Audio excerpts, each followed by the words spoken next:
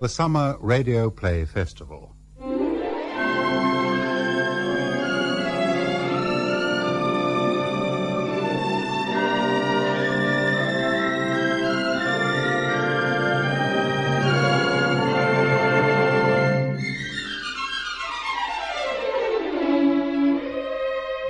The English service presents the Browning version by Terence Rattigan.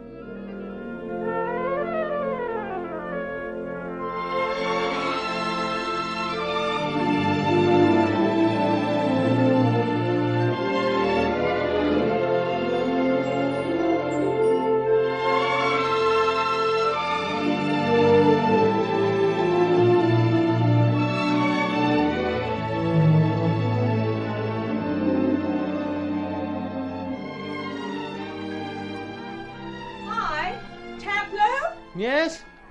What about a round of golf before supper? Oh, I can't. Got to do extra work. On the last day of term, my Taplow, you must be nuts. I'm not nuts. It's old Crocker Harris and this blessed Agamemnon he's so keen on. Oh, that. Okay. See you at supper. Bye.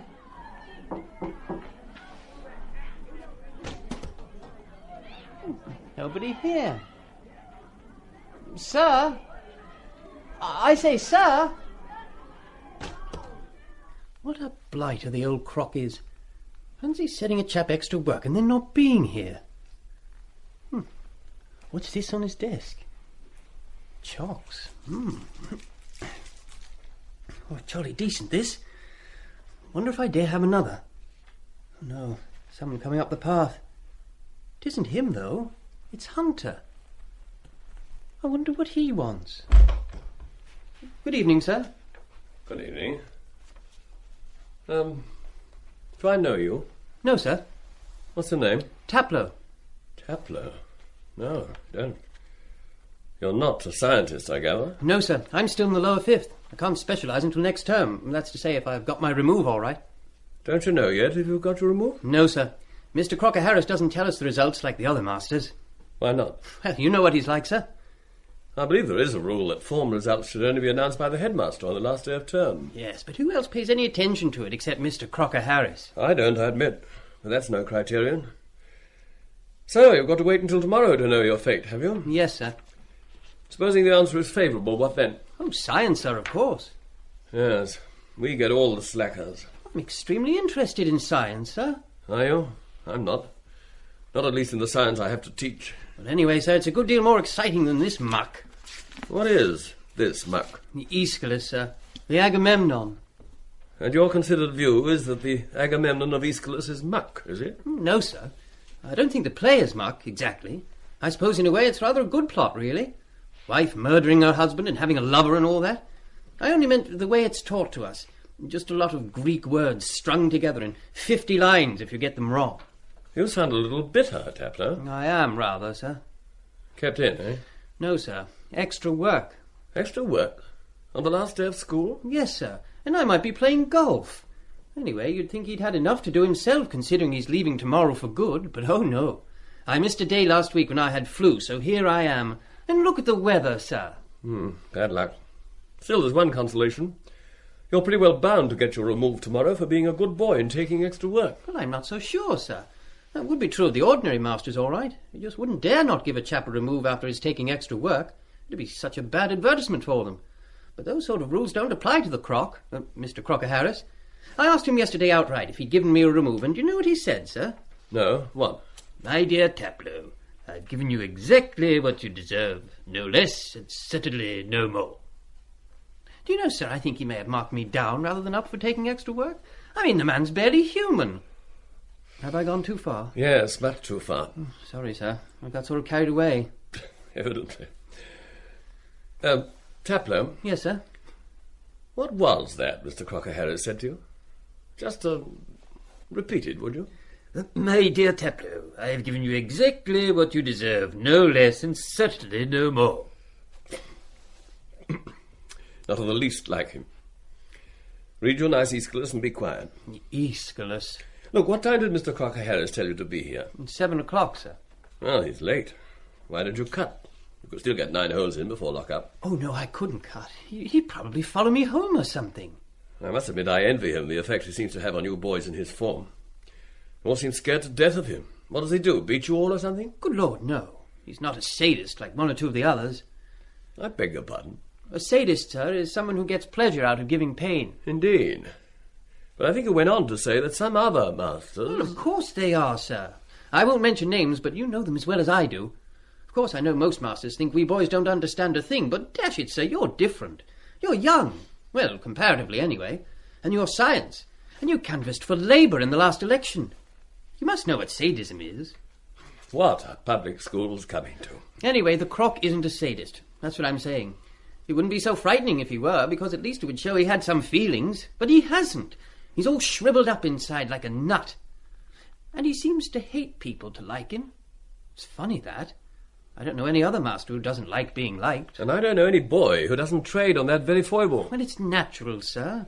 But not with the Croc. Mr. Crocker Harris. Mr. Crocker Harris. The funny thing is that in spite of everything, I do rather like him. I can't help it. And sometimes I think he sees it, and that seems to shrivel him up even more. I'm sure you're exaggerating. No, sir, I'm not.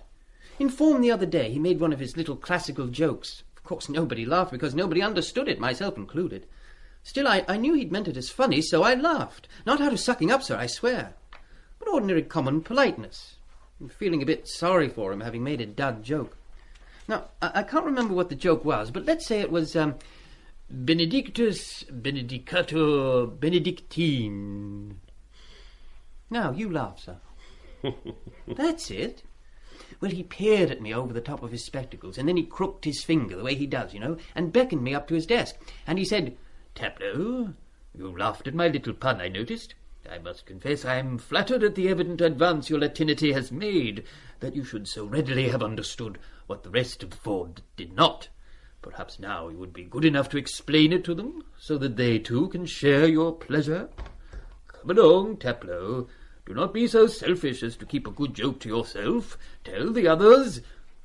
Oh, Lord, Mrs. Crocker Harris. Oh, hello. Hello, friend. Take some of these parcels, will you? Yes, of course. Thank you. Put them anywhere. I must get rid of this wretched hat. I shan't be a moment.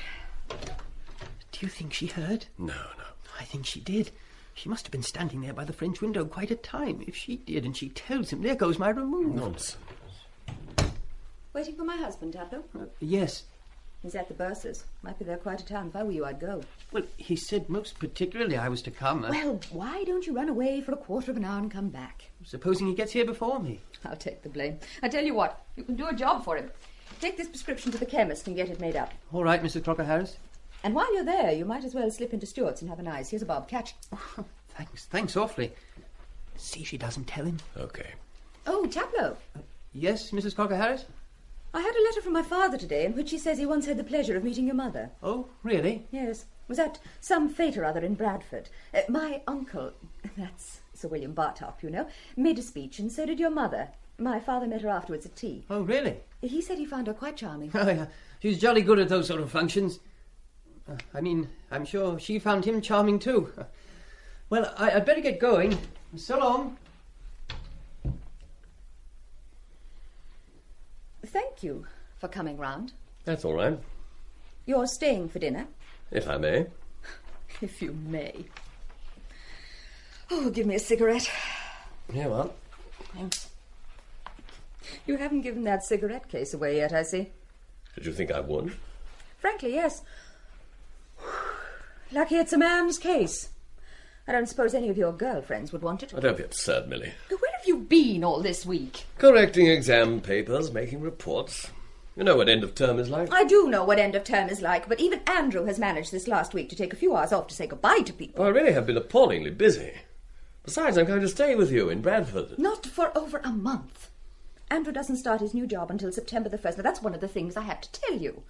Oh, I'd meant to be in Devonshire in September. Who with? My family. Surely you can go earlier, can't you? Go in August. It'll be difficult. Then you'd better come to me in August. But Andrew will still be there. Yes. I think I can manage September. That'd be better from every point of view. Except that it means I shan't see you for 6 weeks. You'll survive that, all right? Yes, I'll survive it. But not as easily as you will. I have much pride, have I? Oh, Frank, darling, I love you so much. Kiss me. You're very nervous. I'm afraid of that screen arrangement in front of the door. You can't see people coming in. Oh, yes, that reminds me. What were you and Taplow up to when I came in just now? Making fun of my husband? Afraid so, yes. Sounded rather a good imitation. I must get him to do it for me sometime. It was very naughty of you to encourage him. I know, it was. Bad for discipline. Exactly. Carrying favour with the boys, too. Heavens, how easy it is to be popular. I've only been a master 3 years, but I've already slipped into an act and a vernacular that I just can't get out of. Why can't anyone never be natural with the little blighters? They probably wouldn't like you if you were. I suppose the trouble is we're all too scared of them. Either one gets forced into an attitude of false and hearty and jocular bonhomie like myself, or into the sort of petty, soulless tyranny which your husband uses to protect himself against the lower fifth. He'd never be popular, whatever he did. Possibly not. He ought never to have become a schoolmaster, really. Why did he? It was his vocation, he said. He was sure he'd make a big success of it, especially when he got his job here first go off. Fine success he's made, hasn't he?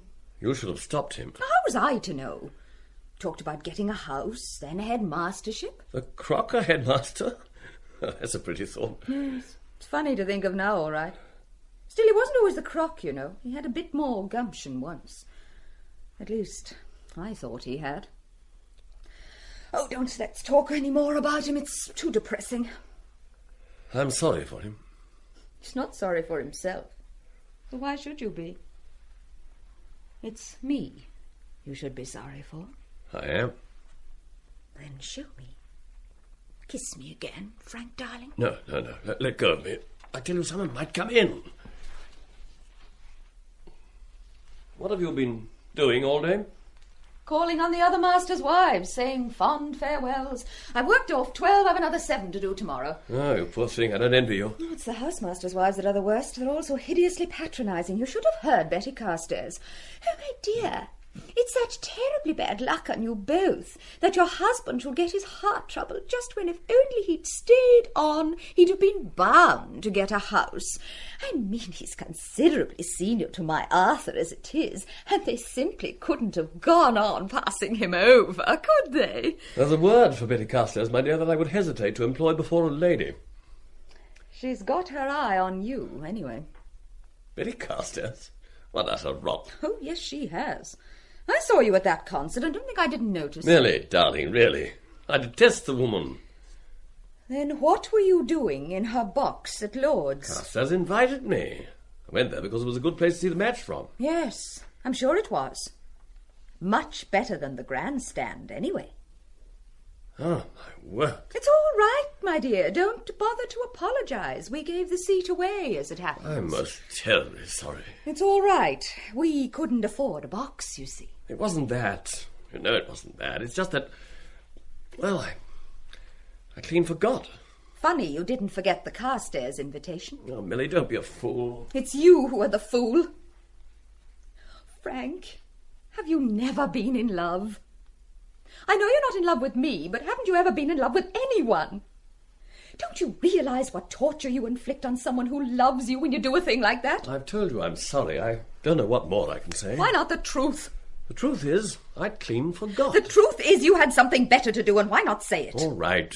Believe that if you like. It happens to be a lie, but believe it all the same. Only for heaven's sake, stop this... Then for heaven's sake, show me some pity. Do you think it's any pleasanter for me to believe that you cut me because you forgot? Do you think that doesn't hurt either? Blast. I was so determined to be brave and not mention Lords. Why did I? Frank, just tell me one thing.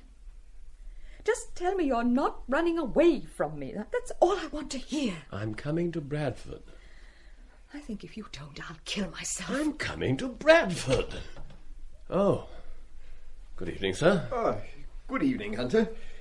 Millie, is Taplow not here yet? I sent him to the chemist to get your prescription made up. What prescription? Your heart medicine. Don't you remember? You told me this morning it had run out. Of course I remember, my dear, but there was no need to send Taplow for it. If you telephoned the chemist, he would have sent it round in plenty of time. He knows the prescription. Now Taplow will be late, and I'm so pressed for time I hardly know how to fit him in. Oh, you must forgive me, Hunter. Most kind of you to drop in, but as Millie should have warned you, I'm expecting a pupil for extra work. He's staying to dinner, Andrew. Good. Then I shall see something of you. However, when Taplow returns, I'm sure you won't mind. No, of course not. I'll make myself scarce now, if you'd rather. I mean, if you're busy. No, there's no need for that. Sit down, do. Will you smoke? I don't, as you know, but Millie does. Millie, give our guest a cigarette. I haven't any, I'm afraid. I had to catch one from him. Oh, would you like another? I've plenty more. Thanks. We expected you at Lord's, Hunter. What? Oh, yes. I'm most terribly sorry. He clean forgot, Andrew, imagine. Forgot. I really can't apologise enough. Oh, please don't bother to mention it. On the second day, we managed to sell the seat to a certain Dr. Lambert, who wore, I regret to say, the colours of the opposing faction, but who otherwise seemed a passably agreeable person. You liked him, didn't you, Millie? Very much indeed. I thought him quite charming. A charming old gentleman. Will you have that tea, Hunter? Yes, thank you. Is there any other refreshment I can offer you? No, thank you. Would it interest you to see the new timetable I've drafted for next term? Yeah, very much. I say, what a wonderful piece of work. I never knew you drafted our timetables. Didn't you? I have done so for the last 15 years. Of course, they are always issued in mimeograph under the headmaster's signature. Now, what form do you take? Upper Fifth Science. There you are. That's the general picture, but on the back you'll see each form specified under separate headings. There, that's a new idea of mine. Millie, this might interest you. You know it bores me to death. Millie has no head for this kind of work. There, you see. Now, here you can follow the Upper Fifth Science throughout every day of the week. I must say, I think this is really a wonderful job. Thank you. It has the merit of clarity, I think. I don't know what they'll do without you. They'll find somebody else, I expect. What sort of job is this you're going to? Hasn't Millie told you? Well, she said it was a private school. A crammer's for backward boys. It is run by an old Oxford contemporary of mine who lives in Dorset. The work will not be so arduous as here, and my doctor seems to think I will be able to undertake it without danger. It's the most rotten bad luck for you. I'm awfully sorry. My dear Hunter, there's nothing whatever to be sorry for. I'm looking forward to the change. Come in. I brought your medicine, sir. Ah, Taplow, good. You have been running, I see. Yes, sir. There was a queue at the chemist's, I suppose. Yes, sir. And doubtless an even longer one at Stewart's. Yes, sir. No, sir. I mean, yes, sir. You were late yourself, Andrew. Exactly. And for that I apologise, Taplow. That's all right, sir. Luckily, we still have a good hour before lock-up, so nothing has been lost. I better go and see about dinner. Taplow is desirous of obtaining a remove from my form, Hunter, so that he can spend the rest of his career here playing happily with the crucibles, retorts, and Bunsen burners of your Science Fifth. Oh. Has he? Has he what? Obtained his remove? He has obtained exactly what he deserves. No less, and certainly no more. Sorry, sir. Oh, well, I think I'll cut back to my digs now. May I use the shortcut through the garden? Do, by all means. We dine at 8. Sit down, Taplow. Open your book at page 41, line 1399. Begin. Chorus. We are surprised at... We marvel at... We marvel at thy tongue how bold thou art, that you... Thou canst boastfully speak... utter such a boastful speech over the bloody corpse of the husband you have slain. Taplow, I presume you are using a different text from mine? No, sir. That's strange, for the line as I have it reads, Hatis toion depandri compadzais logon. However diligently I search, I can discover no bloody, no corpse, no you have slain. Simply husband. Yes, sir, that's right. Then why do you invent words that simply are not there? I thought they sounded better, sir. More exciting. After all, she did kill her husband, sir. She's just been revealed with his dead body, and Cassandra's weltering in gore. I'm delighted at this evidence, Taplow, of your interest in the rather more lurid aspects of dramaturgy, but I feel I must remind you that you are supposed to be construing Greek, not collaborating with Aeschylus. Yes, but still, sir, translator's license, sir. I didn't get anything wrong. And after all, it is a play, and not just a bit of Greek construe. I seem to detect a note of end of term in your remarks. I'm not denying that the Agamemnon is a play. It is perhaps the greatest play ever written. I wonder how many people in the form think that. Sorry, sir. Shall I go on? Shall I go on, sir? When I was a very young man, only 2 years older than you are now, Taplow, I wrote for my own pleasure a translation of the Agamemnon.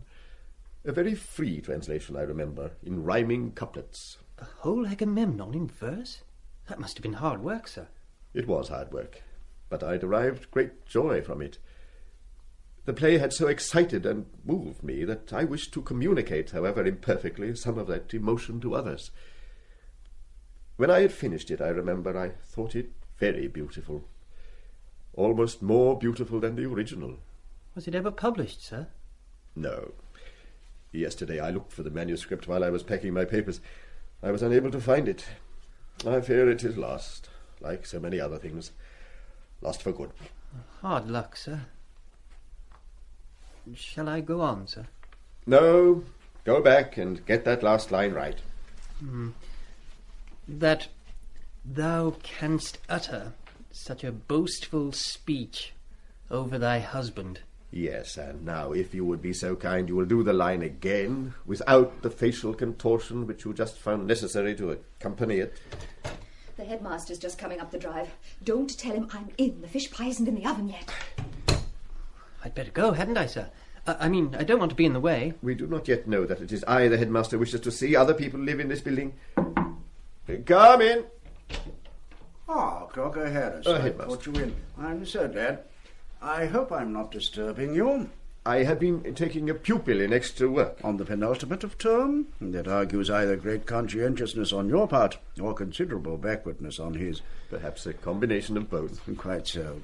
But as this is my only chance of speaking to you before tomorrow, I think that perhaps your pupil will be good enough to excuse us. Oh, yes, sir. Oh, that's really quite all right. I'm extremely sorry, Taplow. You will please explain to your father exactly what occurred over this lost hour, and tell him I shall be in due course writing to him to return the money involved. Yes, sir, but please don't bother, sir. I know it's all right, sir. Thank you, sir. Have the Gilberts called on you yet? The Gilberts? Who are they? Gilbert is your successor with the lower fifth. He's down here today with his wife, and as they will be taking over this flat, I thought perhaps you wouldn't mind if they came in to look it over. Of course not. I've told you about him, I think. He is a very brilliant young man, and won exceptionally high honours at Oxford. So I understand, sir. Not, of course, as high as the honours you yourself won there. He didn't, for instance, win the Chancellor's Prize for Latin verse, or the Gainsford. He won the Hertford Latin, then? No. Did you win that too? I did. It's sometimes rather hard to remember that you are perhaps the most brilliant classical scholar we have ever had at the school. You are very kind. Hard to remember, I mean, because of your other activities. Your brilliant work in the school timetable, for instance, and also for your heroic battle for so long and against such odds as the soul-destroying lower fifth. I have not found that my soul has been destroyed by the lower fifth, headmaster. I was joking, of course. Oh, I see. Is your wife in? No, not at the moment. I shall have a chance of saying goodbye to her tomorrow. I am rather glad I have got you to myself. I have a delicate matter, two rather delicate matters to broach. Please sit down. Thank you. Now, you have been with us in all 18 years, haven't you? Yes. It is extremely unlucky that you should have had to retire at so comparatively early an age, and so short a time before you would have been eligible for a pension. Pension? You have decided, then, not to award me a pension? Not I, my dear fellow. It has nothing at all to do with me. It's the governors who, I'm afraid, have been forced to turn down your application. I put your case to them as well as I could, but they decided, with great regret, that they couldn't make an exception to the rule. But I thought, my wife thought, that an exception was made some 5 years ago. Ah, in the case of Buller, you mean. True, but the circumstances with Buller were quite remarkable. It was, after all, in playing rugger against the school that he received that injury. Oh, yes, I remember. And then the governors received a petition from boys, old boys, and parents with over 500 signatures. Your own case, of course, is equally deserving, if not more so, for Buller was a younger man. Unfortunately, rules are rules, and are not made to be broken every few years. At any rate, that is the governor's view. I quite understand. I knew you would. Now, might I ask you a rather impertinent question? Certainly. You have, I take it, private means? My wife has some. Ah, yes. Your wife has often told me of her family connections. I understand her father has a business in Bradford, isn't it? Yes, he runs a men's clothing shop in the arcade. Indeed. Your wife's remarks had led me to imagine something a little more extensive. My father-in-law made a settlement on my wife at the time of our marriage. She has about 300 a year of her own. I have nothing. Is that the answer to your question, Headmaster? Yes. Thank you for your frankness. Now, this private school you are going My to... salary at the Crammers is to be 200 a year. Quite so. With board and lodging, of course. For 8 months of the year. Yes, I see. I had hoped that your own means had proved a little more ample. Your wife had certainly led me to suppose... I am not denying that a pension would have been very welcome, Headmaster, but I see no reason to quarrel with the governor's decision. What is the other delicate matter you have to discuss? Well, it concerns the arrangement at prize-giving tomorrow. You are, of course, prepared to say a few words. I had assumed you would call on me to do so. Of course, it is always done, and I know the boys appreciate the custom. I have already made a few notes of what I'm going to say. Perhaps you would care... No, that isn't necessary at all. I know I can trust your discretion, not to say your wit. It will be, I know, a very moving moment for you, indeed for us all. But, as I'm sure you'll realise, it is far better to keep these occasions from becoming too heavy and distressing. You know how little the boys appreciate sentiment. I do. That is why I planned my own reference to you at the end of my speech to be rather more light and jocular than I would otherwise have made it. I quite understand. I, too, have prepared a few little jokes and puns for my speech. One, a play of words on Vale, farewell, and Wally, the Christian name of a backward boy in my class, is, I think, rather happy. Yes. Oh, very neat, yes. That should go down extremely well. I'm glad you like it. Well, now, there is a particular favour I have to ask of you in connection with the ceremony, and I know I shall not have to ask in vain. Fletcher, as you know, is leaving too. Yes, he is going into the city, they tell me. Yes. Now, he is, of course, considerably junior to you. He's only been here, 5 years. But, as you know, he has done great things for our cricket. Positive wonders, when you remember what doldrums we were in before he came. Our win at Lord's this year was certainly most inspiring. Exactly. Now, I'm sure that tomorrow the boys will make the occasion of his farewell speech a tremendous demonstration of gratitude. The applause might go on for minutes. You know what the boys feel about Lord's. and I seriously doubt my ability to cut it short, or even, I admit, the propriety of trying to do so. Now, you see the quandary in which I am placed. Perfectly. You wish to refer to me and for me to make my speech before you come to Fletcher. It's extremely awkward, and I feel wretched about asking it of you, but it's more for your own sake than for mine or Fletcher's that I do. After all, a climax is what one must try to work up to on these occasions.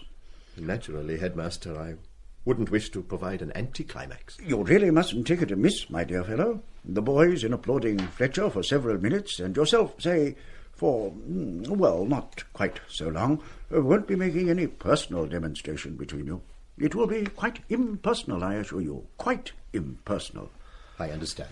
I knew you would. And I can hardly tell you how wisely I think you have chosen. Well, now, as that is all my business, I think perhaps I had better be getting along. This has been a terribly busy day for me. For you, too, I imagine. Yes. Ah, Headmaster.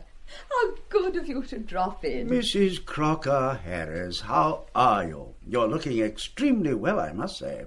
Has anyone ever told you, Crocker Harris, that you have a very attractive wife? Many people, sir, but then I hardly need to be told.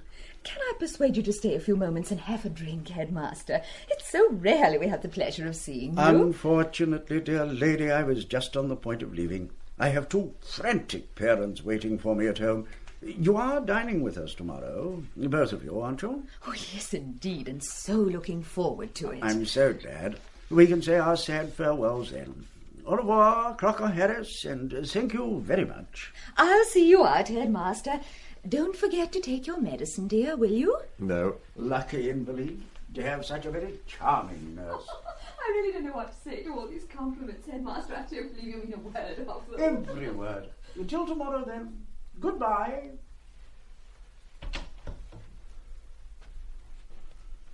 Well, do we get it? Get what? The pension, of course. Do we get it? No. The governors are afraid of establishing a precedent.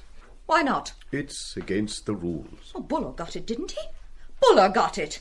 Now, what's the idea of giving it to him and not to us? The mean old brutes. And what did you say? Just sat there and made a joke in Latin, I suppose. There wasn't very much I could say, in Latin or any other language. Oh, wasn't there? I'd have said it all right. I wouldn't just have sat there twiddling my thumbs and taking it all from that old phony of a headmaster. But then, of course, I'm not a man. What do they expect you to do? Live on my money, I suppose. There has never been any question of that. I shall be perfectly able to support myself. Yourself? Well, doesn't the marriage service say something about the husband supporting his wife? You ought to know. Yes, it does. And how do you think you're going to do that, on 200 a year? I shall do my utmost to save some of it. You're welcome to it, if I can. Thank you, for precisely nothing. Well, what else did the old fool have to say? The headmaster. He wants me to make my speech tomorrow before instead of after Fletcher. Yes, I knew he was going to ask that. You knew? Yes. He asked my advice about it a week ago. I told him to go ahead. I knew you wouldn't mind, and as there isn't a Mrs. Fletcher to make me look a fool, I didn't give two hoots. Come in. Mr. Crocker Harris? Yes. Is it Mr. and Mrs. Gilbert? Yes. The headmaster told me you might look in. I do hope we're not disturbing you. Not at all. This is my wife. How do you do? Mr. and Mrs. Gilbert are our successors to this flat, my dear. Oh, yes. How nice to meet you both. How do you do? We really won't keep you more than a second. My wife thought as we were here you wouldn't mind us taking a squint at our future home. This room is charming. Do you think so?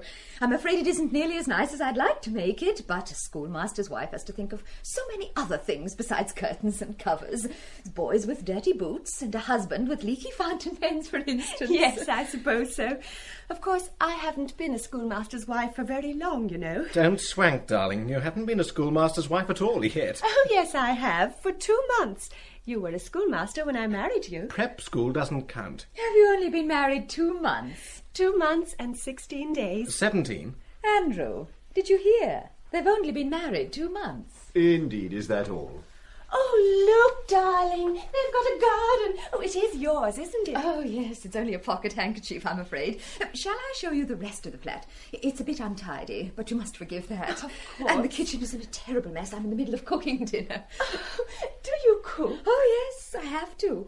We haven't had a maid for 5 years. Oh, I do think that's wonderful of you. I'm scared stiff of having to do it for Peter.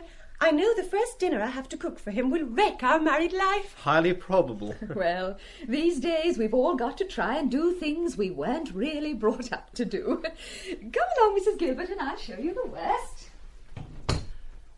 Don't you want to see the rest of the flat, Mr. Gilbert? No, I leave all that sort of thing to my wife. She's the boss. I thought perhaps you could tell me something about the lower fifth. What would you like to know? Well, sir, quite frankly, I'm petrified. I don't think you need to be. May I give you some sherry? Oh, thank you. They're mostly boys of about 15 or 16. They're not very difficult to handle. Here you are. Oh, thanks. The headmaster said you ruled them with a rod of iron. He called you the Himmler of the lower fifth. Did he? The Himmler of the lower fifth? I think he exaggerated. I hope he exaggerated. The Himmler of the lower fifth. He only meant that you kept the most wonderful discipline. I must say I do admire you for that. I couldn't even manage that with 11-year-olds, so what I'll be like with 15s and 16s I shudder to think. It's not so difficult. They aren't bad boys. Sometimes a little wild and unfeeling, perhaps, but not bad. The Himmler of the lower fifth. Dear me. Perhaps I shouldn't have said that. I've been tactless, I'm afraid. Oh, no. Please, sit down. Oh, thank you. From the very beginning, I realized that I didn't possess the knack of making myself liked. A knack that you will find you do possess. Oh, do you think so? Oh, yes, I'm quite sure of it. It is not a quality of great importance to a schoolmaster, though, for too much of it, as you may also find, is as great a danger as the total lack of it. Oh, forgive me lecturing, won't you? I want to learn. I can only teach you from my own experience. For 2 or 3 years I tried very hard to communicate to the boys some of my own joy in the great literature of the past. Of course I failed, as you will fail 999 times out of 1,000. But a single success can atone, and more than atone, for all the failures in the world. And sometimes, very rarely it is true, but sometimes I had that success. That was in the early years. Please, go on, sir. In the early years, too, I discovered an easy substitute for popularity. I had, of course, acquired, we all do, many little mannerisms and tricks of speech, and I found that the boys were beginning to laugh at me. I was very happy at that, and encouraged the boys' laughter by playing up to it. It made our relationship so very much easier. They didn't like me as a man, but they found me funny as a character. And you can teach more things by laughter than by earnestness, for I never did have much sense of humour. So, for a time, you see, I was quite a success as a schoolmaster. I fear this is all very personal and embarrassing to you. Forgive me. You need have no fears about the lower fifth. I'm afraid I said something that hurt you very much. It's myself you must forgive, sir. Believe me, I'm desperately sorry. There's no need. You were merely telling me what I should have known for myself. Perhaps I did in my heart, and hadn't the courage to acknowledge it. I knew, of course, that I was not only not liked, but now positively disliked. I had realized, too, that the boys, for many long years now, had ceased to laugh at me. I don't know why they no longer found me a joke. Perhaps it was my illness. No, I don't think it was that. Something deeper than that. Not a sickness of the body, but a sickness of the soul. At all events, it didn't take much discernment on my part to realize I had become an utter failure as a schoolmaster. Still, stupidly enough, I hadn't realized that I was also feared. The Himmler of the lower fifth. I suppose that will become my epitaph. Oh, please, sir. I cannot for the life of me imagine why I should choose to unburden myself on you, a total stranger, when I've been silent to others for so long. Perhaps it is because my very unworthy mantle is about to fall on your shoulders. If that is so, I shall take a prophet's privilege and foretell that you will have a very great success with the lower fifth. Thank you, sir. I shall do my best. I can't offer you a cigarette, I'm afraid. I don't smoke. Oh, that's all right, sir, nor do I. Thank you so much for showing me round. Oh, just imagine, Peter, Mr. and Mrs. Crocker Harris first met each other on a holiday in the Lake District. Isn't that a coincidence? Yes, it certainly is. On a walking tour, too. Andrew was on a walking tour. No walking for me. I can't abide it. I was staying with my uncle. That's Sir William Bartop, you know. You may have heard of him. Well, he'd taken a house near Windermere. Quite a mansion it was, really. Rather silly for an old gentleman living alone. And Andrew knocked on our front door one day and asked the footman for a glass of water. So my uncle invited him in to tea. Our meeting wasn't quite as romantic as that. I knocked her flat on her face. Not with love at first sight. With the swing door of our hotel bar. So, of course, then he apologised. Darling, the Crocker Harrises, I'm sure, have far more important things to do than to listen to your detailed but inaccurate account of our very sordid little encounter. Why not just say I married you for your money and leave it at that? Oh, come on, we must go. Isn't he awful to me, Mrs. Crocker Harris? Men have no souls, my dear. My husband is just as bad. Goodbye, Mr. Crocker Harris. Goodbye. I think your idea about the dining room is awfully good, Mrs. Crocker Harris.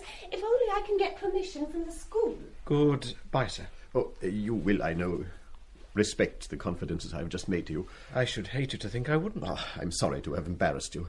I don't know what came over me. I've not been very well, you know. Goodbye, my dear fellow, and my best wishes. Thank you. The very best of good luck to you too, sir, in your future career. My future career? Oh, yes, thank you. Well, goodbye, sir. Goodbye. Goodbye, and thank you so much. Good-looking couple. Very. He looks as if he'd got what it takes. I should think he'd be a success, all That's right. what I thought. I don't think it's much of a career, though, schoolmaster, for a likely young chap like that. I know you don't. I bet when he leaves this place it won't be without a pension. It'll be roses, roses all the way, and tears and cheers and goodbye, Mr. Chips. I expect so. What's the matter with you? Nothing. You're not going to have another of your attacks, are you? You look dreadful. I'm perfectly all right. Well, you know best. Your medicine's on the table anyway. If you want it, I must see to the dinner. The Himmler of the lower fifth. Come in. Yes, Taplow, what is it? I just came back to say goodbye, sir. Oh. Didn't have a chance with the head here. I rather dashed out, I'm afraid. I thought I'd just come back and wish you luck, sir. Thank you, Taplow. That's good of you. I thought this book might interest you, sir. Oh. What is it? First translation of the Agamemnon, sir. The Browning version. It's not much good. I've been reading it in the chapel gardens. Ah. Very interesting, Taplow. I know the translation, of course. It has its faults, I agree, but I think you will enjoy it more when you get used to the metre he employs. And thanks for showing it to me. It's for you, sir. For me? Yes, sir. I've written in it. Look, on the flyleaf. Did you buy this? Yes, sir. It was only second-hand. You shouldn't have spent your pocket money this way. That's all right, sir. Wasn't very much. But the price isn't still inside, is it? No. Just what you've written and nothing else. That's all right, then. What's the matter, sir? Have I got the accent wrong on? No, the Paris Pomenon is perfectly correct. Taplow, would you be good enough to take that bottle of medicine which you so kindly brought in and pour me out one dose in a glass which you will find in the bathroom through there? Yes, sir. The doses are clearly marked on the bottle. I usually put a little water with it. Yes, sir. Won't be a moment, sir.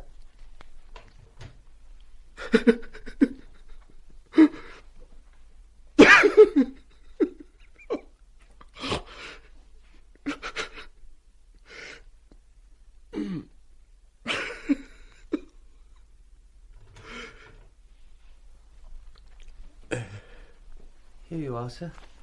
Thank you.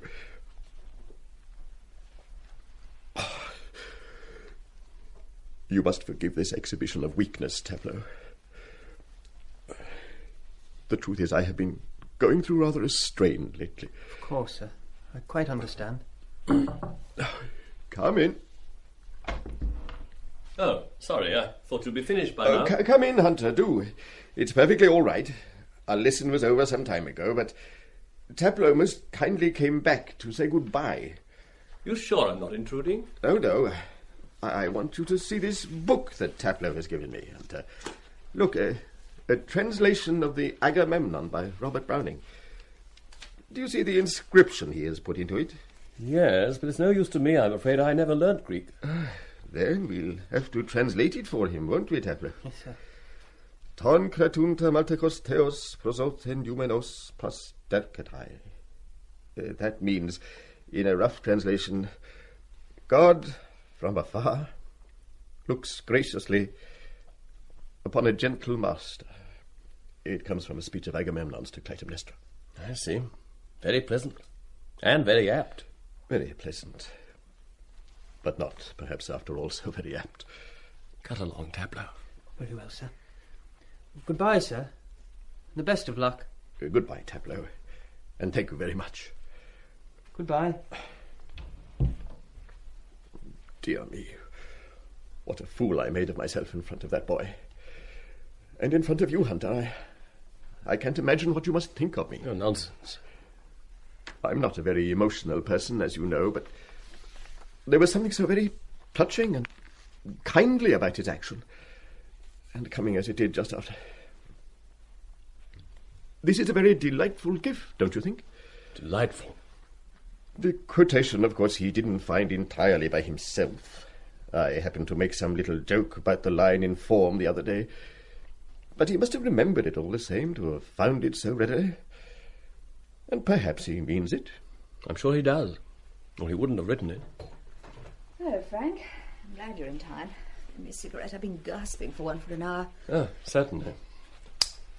Your husband has just had a very nice present. Oh? Who from? Tableau.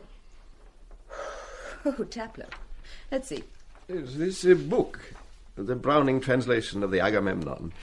He bought it with his own pocket money, Millie, and wrote a very charming inscription inside. Look. God looks kindly upon a gracious master. No, not gracious. Gentle, I think. Prosoten eumenos. Yes, I think gentle is the better translation. I would rather have had this present than almost anything I can think of. The artful little beast. Millie. Artful? Why artful? Millie, please. Why artful, Millie? Oh, my dear. Because I came into this room this afternoon to find him giving an imitation of you to Frank here.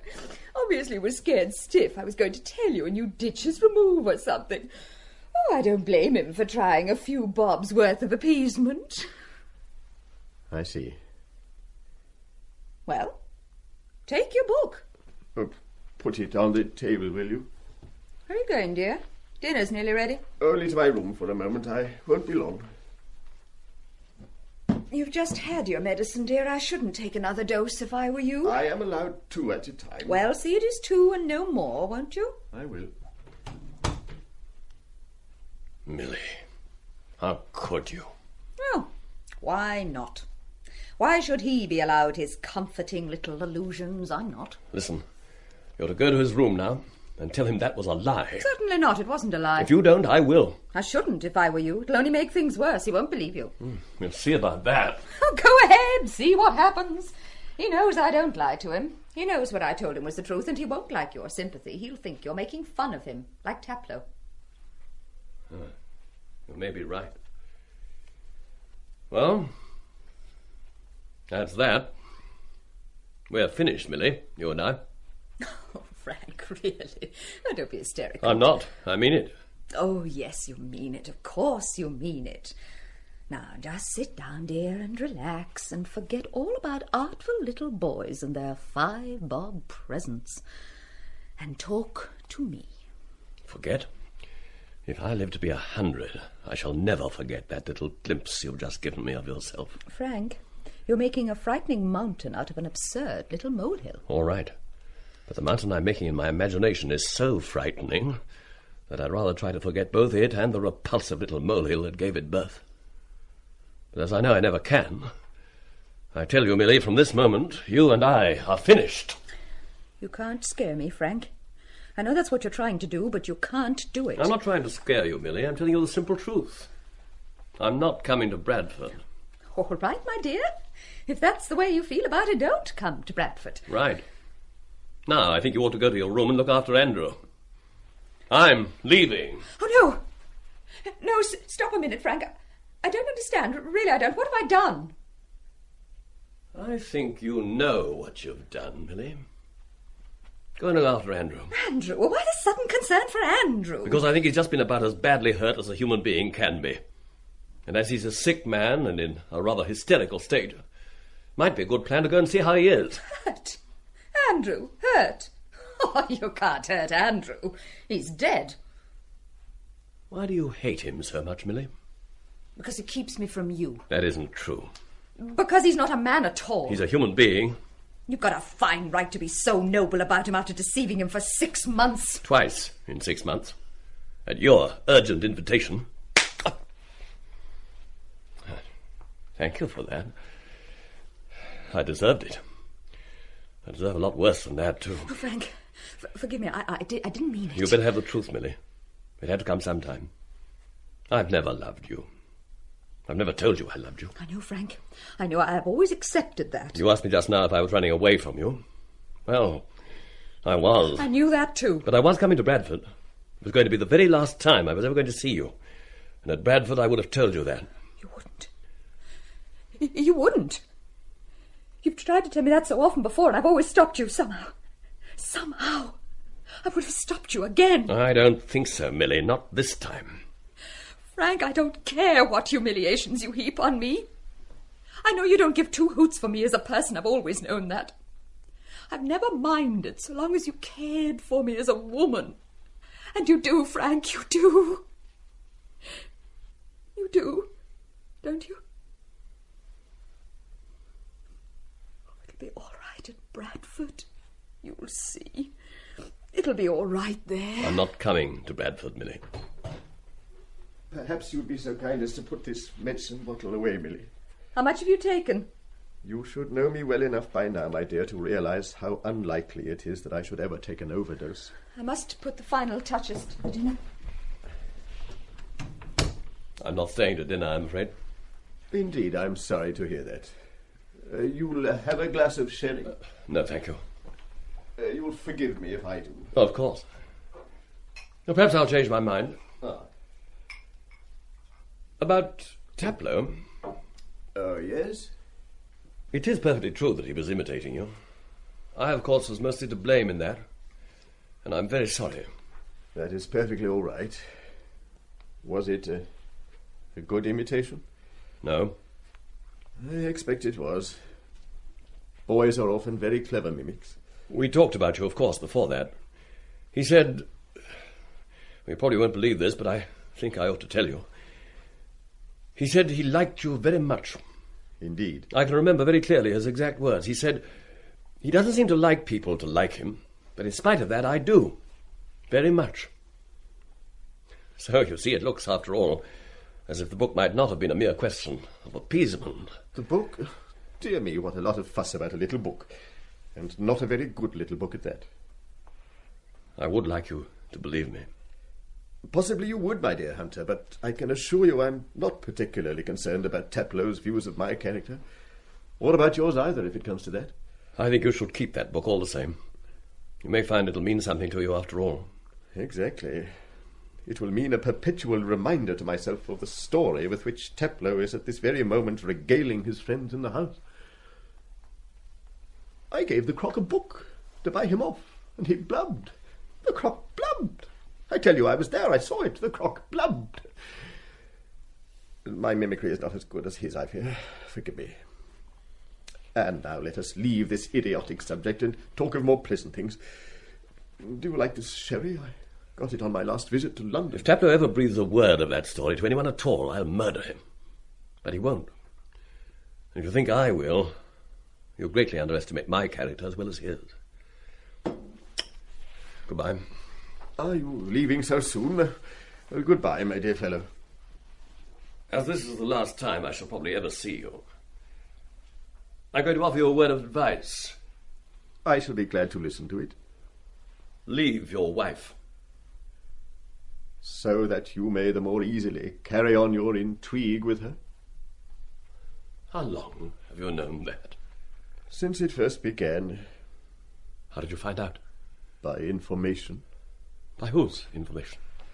By someone whose word I could hardly discredit. No. That's too horrible to think of. Nothing is ever too horrible to think of, Hunter.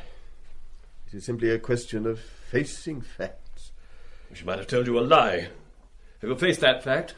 She never tells me a lie. In 20 years she has never told me a lie.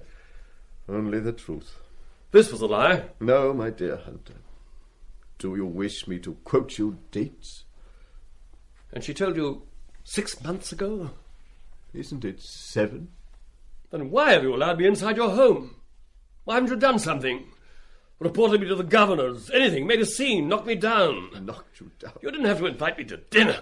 My dear Hunter, if over the last 20 years I had allowed such petty considerations to influence my choice of dinner guests, I would have found it increasingly hard to remember which master to invite and which to refuse.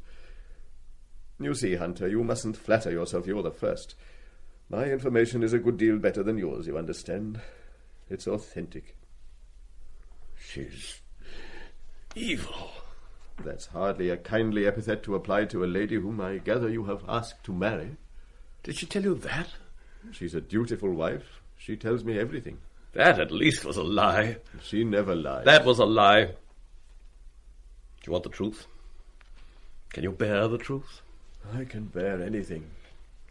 What I did cold-bloodedly.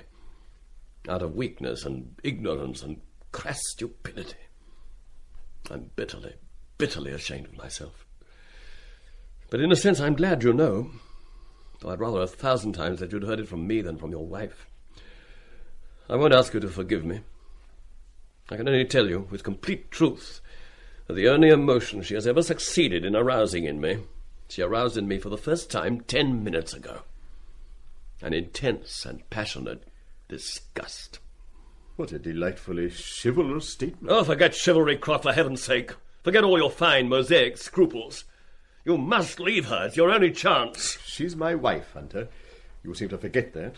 As long as she wishes to remain my wife, she may. She's out to kill you. Oh, my dear Hunter, if that was indeed her purpose, you should know by now that she fulfilled it long ago. Why won't you leave her? Because I wouldn't wish to add another grave wrong to one I have already done her. What wrong have you done her? To marry her. You see, my dear Hunter, she is really quite as much to be pitied as I. We are both of us interesting subjects for your microscope. Both of us needing from the other something that would make life supportable for us, and neither of us able to give it. Two kinds of love, hers and mine. Worlds apart, as I know now, though when I married her I didn't think they were incompatible. In those days I hadn't thought that her kind of love, the love she requires and which I was unable to give her, was so important that its absence would drive out the other kind of love, the kind of love that I require and which I thought in my folly was by far the greater part of love. I may have been, you see, Hunter, a brilliant classical scholar, but I was woefully ignorant of the facts of life. I know better now, of course. I know that in both of us the love that we should have borne each other has turned to bitter hatred. That's all the problem is. Not a very unusual one, I venture to think, nor nearly as tragic as you seem to imagine. Merely the problem of an unsatisfied wife and a hen-pecked husband. You'll find it all over the world. It is usually, I believe, a subject for farce. And now, if you have to leave us, my dear fellow, please don't let me detain you any longer. Don't go to Bradford. Stay here. until you take up your new job. I think I've already told you I'm not interested in your advice. Leave her. It's the only way. Will you please go? All right. I'd just like you to say goodbye to me properly, though. Will you? I shan't see you again. I know you don't want my pity, but I would like to be of some help. If you think by this expression of kindness, Hunter, that you can get me to repeat the shameful exhibition of emotion I made to Taplow a moment ago, I must tell you that you have no chance. My hysteria over that book just now was no more than the reflex action of the spirit, the muscular twitchings of a corpse. It can never happen again. A corpse can be revived. I don't believe in miracles. Don't you? Funnily enough, as a scientist, I do. Your faith would be touching if I were capable of being touched by it. You are, I think. I'd like to come and visit you at this Crammers. That is an absurd suggestion. I suppose it is, rather, but all the same, I'd like to do it. May I? Of course not. Your term begins on the 1st of September, doesn't it? I tell you, the idea is quite childish. I could come about the second week. You would be bored to death, and so probably would I. Where's my diary? Let's say Monday the 12th, then. Say anything you like. Only please go. Please go, Hunter. That's fixed, then. Monday, September the 12th. Will you remember that? I suppose I'm at least as likely to remember it as you are. That's fixed, then. Goodbye. Until then. Goodbye. May I go out through your garden? Of course. I'm off to have a quick word with Taplow. Oh, by the way, may I take him a message from you? What message? Has he or has he not got his remove? He has. May I tell him? It is highly irregular. Yes, you may. Good. Oh, by the way, I'd better have the address of that Crammers. Dinner's ready. You're staying, Frank, aren't you? No, I'm afraid not. What's that address? The old deanery. The old deanery? Malcolm. Dorset. Dorset. Ah, I'll write to you and you can let me know about trains. Goodbye. Oh, that's a laugh, I must say. What's a laugh, my dear? You inviting him to stay with you. I didn't. He suggested it. He's coming to Bradford. Yes, I remember your telling me so. He's coming to Bradford. He's not going to you. The likeliest contingency is that he's not going to either of us. Shall we have dinner? He's coming to Bradford. I expect so. Oh, by the way, I'm not. I shall be staying here until I go to Dorset. Suit yourself. What makes you think I'll join you there? I don't. You needn't expect me.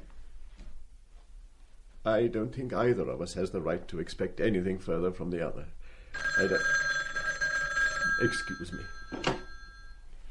Yes, headmaster. With the timetable. It's perfectly simple. The middle 4th B Division will take a 10-minute break on Tuesdays and a 15-minute break on alternate Wednesdays, while exactly the reverse procedure will apply to the lower shell C Division. I thought I had sufficiently explained that on my chart. Oh, I see. Well, thank you. That is very good of you. Yes. I think you will find it will work out quite satisfactorily. Oh, by the way, headmaster, I have changed my mind about the prize-giving ceremony. I intend to speak after instead of before Fletcher, as is my privilege. Yes, I quite understand, but I am now seeing the matter in a different light. I know, but I am of the opinion that occasionally an anticlimax can be surprisingly effective. Goodbye. Come along, my dear. We mustn't let our dinner get cold.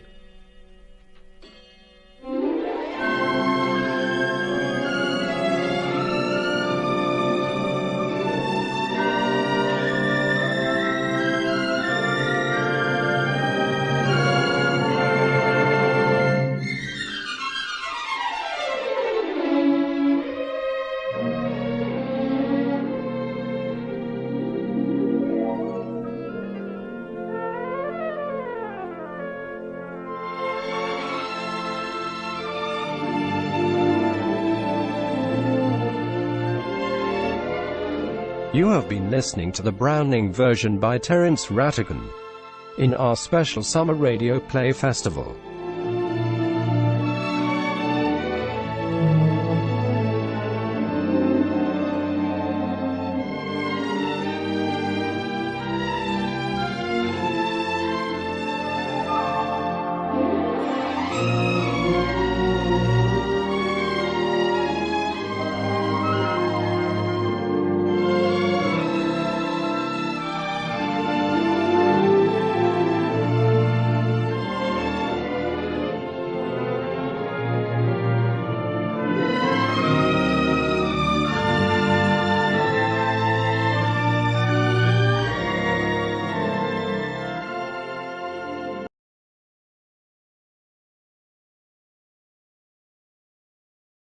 We present The Hideous Silence by Michael Robson, a play produced in our Durban studios by Don Ridgway for the Summer Radio Play Festival. Alan Rees is played by Roger Service, Alice Laker by Pamela Perry, and Gus Laker by Tim Sutcliffe. The play, except for one scene in Natal, takes place in the mountain country of northern India. The year is 1885. The Hideous Silence.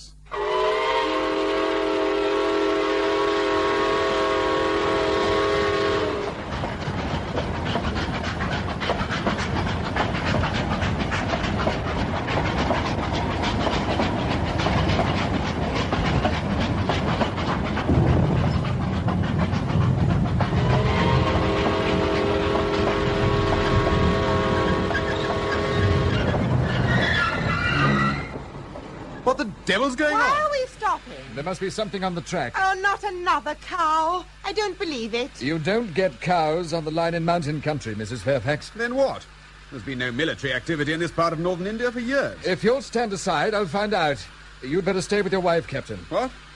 Oh, all right.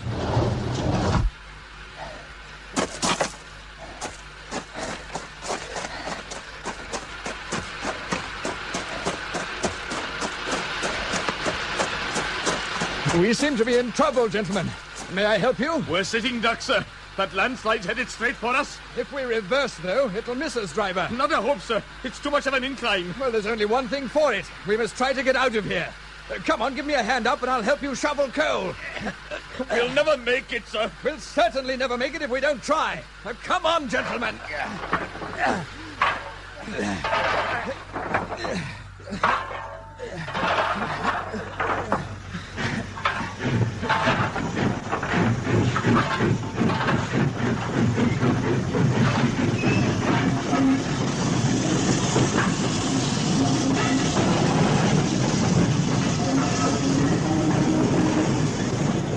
Oh, we're moving. I dare say we are. Get the rest of the luggage onto the floor, Letty. We're in for a lively ride. But where's Mr. Rees? With the driver, I shouldn't wonder. Is he a railwayman? Does he look it? Does he sound it? Why are you shouting at me? Because we're driving into a landslide. Brace yourself. You're back against the seat. Your legs across and hard against the other seat. Well, bravo. I see nothing amusing about this mess.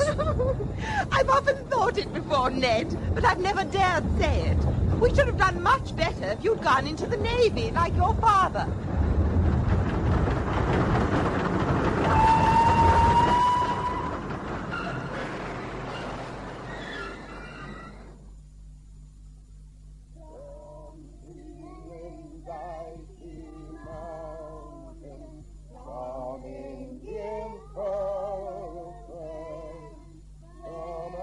Alice, it's remarkable. What is, Father?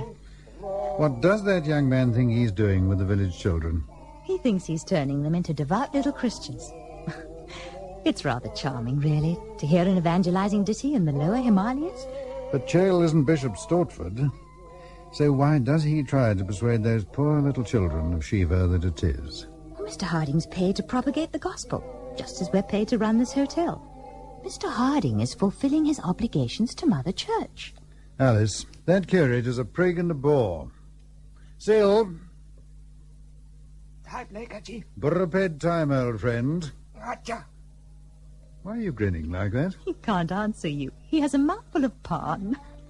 Oh, get along and hurry up about it. Hachi. Hello. May I join you? Yes, of course, Mrs. Bellew. Thank you. The evening's so beautiful. So peaceful. It's much more peaceful than in Simla. Jail is, of course, for the fastidious only. Quite right. I'm only glad that Harry discovered it. And your charming hotel. Is there any likelihood of your husband's joining you this summer? I think not. Someone has to hold the fort in Calcutta, and once again it's poor Harry's turn. I can think of nothing more intolerable than Calcutta in June. I can. Calcutta in August.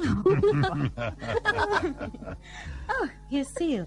Mrs. Bailey, will you have a drink with us? Oh, I don't think I shall, thank you. Very cool. Very refreshing. Well, all right, why not? Why not indeed, Mrs. Bellew?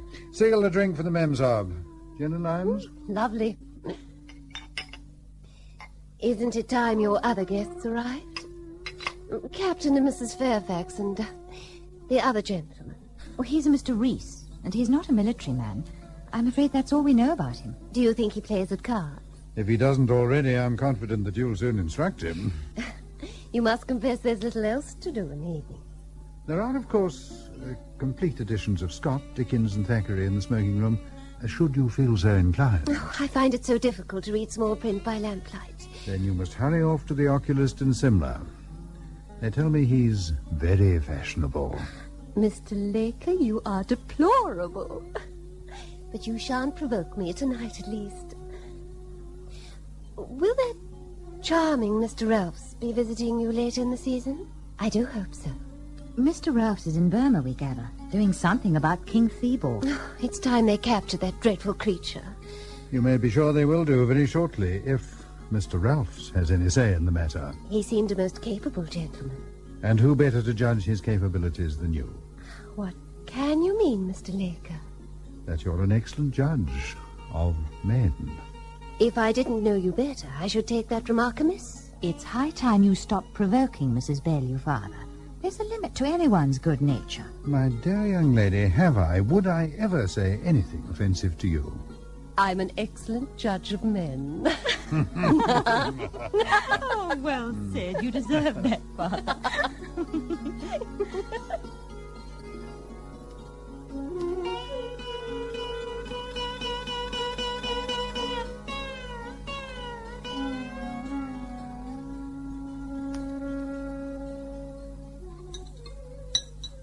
You were rather hard on Mrs. Bailey this evening, Father.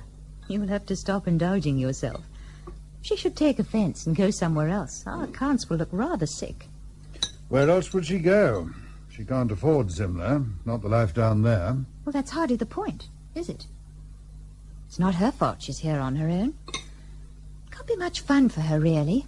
Pretty girl, used to lots of attention. Her husband has to sweat the summer out in Calcutta. The least she can do is to restrain herself from chasing everything in breeches the moment she arrives here. Oh, you always overstate your case. She's frivolous, perhaps, and likes to flirt. But where's the harm in that? And you aren't frivolous. You don't flirt. Sometimes I wonder why you don't. At least you're single. I see you want to marry me off to the next bachelor to arrive here. The unfortunate Mr. Reese, perhaps? I seem to recall that we've had this conversation before. Every year since 1871. This is now the 14th time you've tried to urge me into matrimony. And it's 14 years since Richard died. He would hardly have expected such a long period of mourning. Why must you assume that I'm frantic for wedlock? Is it the only desirable state of life? Alice, I'm over 60, and the chances are that I shan't see 70. I don't want what remains of my life to be soured by worrying about what you'll do when I'm dead. Is my competence in question? Of course not. Well, then. This place may be all very agreeable in the summer, when there are guests to liven it up. But it's bleak enough in winter and early spring. Lonely. It's the loneliness I worry about, on your account. I'm a great deal happier here than I should be in some dreary cantonment in the plains, with nothing to do but listen to endless gossip from the officers' wives. Can you imagine how I should fare with 20 Flora Bellews for company? But who would you have here? Seal and the servants, and an occasional visit from George Kitson. Not enough for an intelligent woman. Isn't the intelligent woman able to make up her own mind about that? Will you have a drink with me? No, thank you. Well, don't look so prim. Only my fourth this evening. I'm sorry I'm not the son you should have had. You wouldn't be fretting about me, and we should be able to get drunk together when conversation ran low. I'm not sorry, and you know it. Ah, do you hear that? The Tonga. Must be the Fairfaxes. Seal! Chandra, get out there with the lamp. Our guests have arrived. I tell you, we've had more excitement on that blessed railway than I saw in 2 years on the Chitral border. You should have seen that landslide. Heaven knows how long it'll be before they clear and repair the line. And I can assure you that if it hadn't been for Reese here, we should be under the rocks even now. That's something of an exaggeration. I promise you it isn't. Letty will bear me out. Oh, he's right, Mr. Laker. Mr. Reese saved our lives. Well, this calls for a celebration. There's a couple of bottles of champagne in my hamper, though I doubt if they'll be drinkable yet after the shaking they've had in the past 10 hours. I think we can run to something amusing in the house. If you'll forgive me, ladies and gentlemen, I'll be turning in now. Oh, but you can't just... Oh, come now, Mr. Reese. It isn't every night we have the chance to celebrate on this scale. If any intervention can be said to have saved the train, then it was God's, not mine. I'll give you good night. But look here, Reese. There's a rum chap for you. Extraordinary. That fellow carries diffidence to the point of obsession. If he's done everything you suggest, Captain Fairfax, then I don't wonder he's all in now. Well, yes, but hang it all. He's gone, Ned, so it's no use protesting. Well, I think we're all capable of drinking his health, nevertheless. Do tell us exactly what happened. What did Mr. Reese do? Well, the train Well, suddenly we were stopped. pottering along. Oh, I'm sorry, my dear. Oh, no, Ned, no. I'm sure you'll tell it much better than I can. Oh, nonsense. You're the raconteurs of the family. We are on edge. What? Oh, yes. Well, then, we were about 5 miles south of the railhead at Colco when the landslide began. Right. The driver, Johnny, clapped on the brakes, and there we were.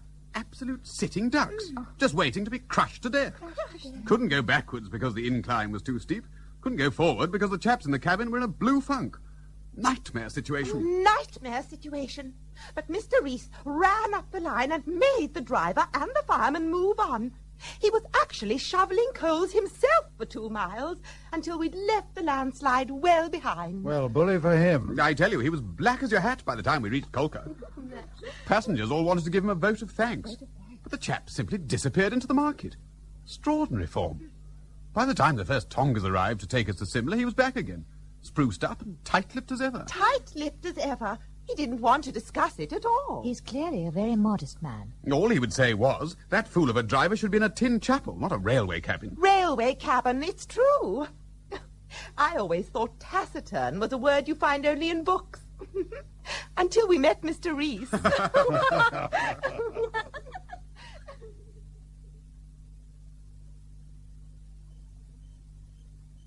Who's that? Reese.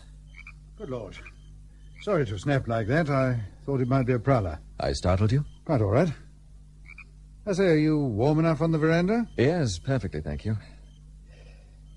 Amazing what you can see of the Himalayas from here, even at night. One of the compensations of living at the back of beyond. The others asleep? Retired, at any rate. Sorry you went up to the jollifications. The Fairfaxes were singing your praises for hours. Sure they meant well. Yes, they would. Off colour, were you? I'm not a convivial man. Well, takes all sorts. What they fail to recognize, that admirable couple, is that what I did for myself in the first instance. When the landslide occurred, I had no wish to be crushed to death because of the boundless incompetence of a Welsh driver. That's not quite as they see it. You'll forgive me, perhaps, if I tell you that young Fairfax and his kind are about as capable of judging human motives as I am of climbing Mount Everest. And I'd rather not discuss it, if you please. Would you have a Lucifer match about you? My pipe's gone out. Yes, of course. Oh, thank you. First time in northern India, is it? First time north of Cawnpore. And what made you choose this place? I beg your pardon? What made you choose Chell, rather than Simla or Darjeeling? I heard it was quieter here. Fewer Englishmen and their mem-psalms. Down at Heel Subaltern was singing your praises in a club in Bombay, matter of fact. I noted the address and wrote to you. But you're not in the army yourself. I'm not a military man. Travel much, do you? When I can. India's the only place I know. I was born out here, in the case of Coromandel. My father and grandfather were with John Company. You're better off here. I should keep out of Europe. It's decaying fast. Oh, you're not including England? I'm referring to the continent. Ah. I spent some time there. France, the Palatinate, Prussia. It's unquiet, infected. Your home's in England? My home is wherever I happen to be. West Indies, Honduras, Ceylon, Europe. I was educated in France. But you are English. What the devil does it matter what I am? At present, I'm a guest at your hotel. Forgive me. I had no business badgering you when you're obviously tired. No, forgive me. I had no business behaving like a lout. It's simply that my daughter and I see so few new faces that we tend, or I tend, to get a little carried away. In the summer, I live to an extent vicariously on the experiences of our guests. My dear Laker, it's not something I should advise in my particular case, I can assure you. Yes? Tell me, how much would a man need to live on in a place like this? Why, well, that would depend entirely upon the man's inclinations and appetites. That's a caveat I like. And a significant one, surely. As to that, a few ounces of Negro head a week, acceptable meals, the occasional whiskey, place of my own. My tastes are humdrum enough. They don't run to the colonel. Well, in sterling terms, you could probably have a bungalow built for 70 or 80 pounds. Thereafter, if you're as temperate as you suggest, you could job along very handsomely with sufficient servants on 150 a year. Unless you intended to socialize. Heaven forbid. Thinking of settling in these parts? I'll know when I've had an opportunity of looking around. You'll live longer here than you would on the plains. Longevity isn't the prime consideration. You're a singular man. I seek, ultimately, isolation. But an isolation of my own choosing. Ah, bacon, eggs, fried bread and coffee. Really sets a chap up for the day. Seal, you old villain. You're a perfect marvel. Gotcha. What's the bally weather going to be like, eh? Cool enough for a picnic? Oh, perfect for picnicking, sir. You hear that, ladies? What did I tell you? But are you fully recovered from your journey? Never felt better. Good night's sleep, mountain air, fit as a fiddle. You all join us, Mrs. Billiam? Well, I should love to, of course, but... Well, we'll get Reese to make up the foursome. Where is he, anyway? Cy Breeze has been walking since sunrise. Walking? Fellow's a glutton for punishment. Is he back? Oh, look, there he is, down by the deodars, smoking. You make that sound very sinister. What? Sinister? Oh, no, I was surprised to see him smoking a pipe, that's all. I think it suits him, and I shall go and tell him so.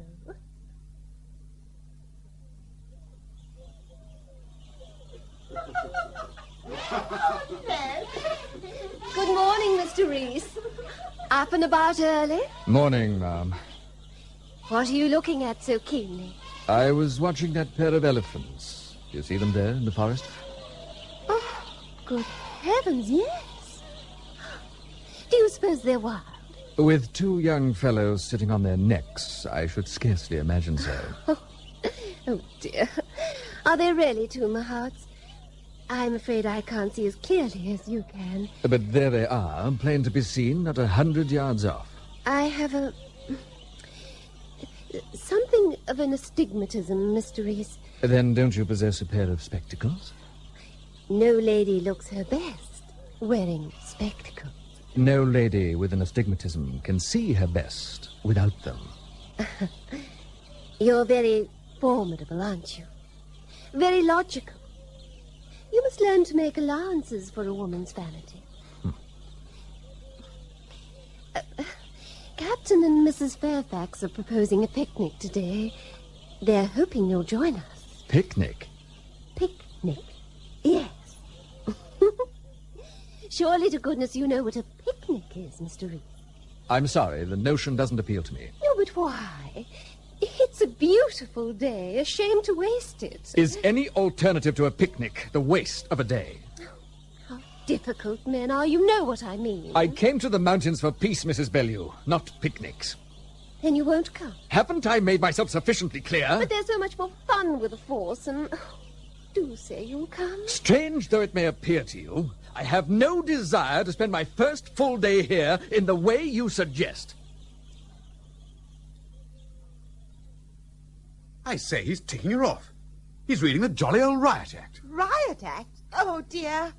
Oh, I do believe our gay charmer is retiring in tears. You're right, you know. Mrs. Bellew! Leaving the field of battle, handkerchief to her eyes. Oh, look here, we can't have this sort of thing. Oh, where are you going? Ned!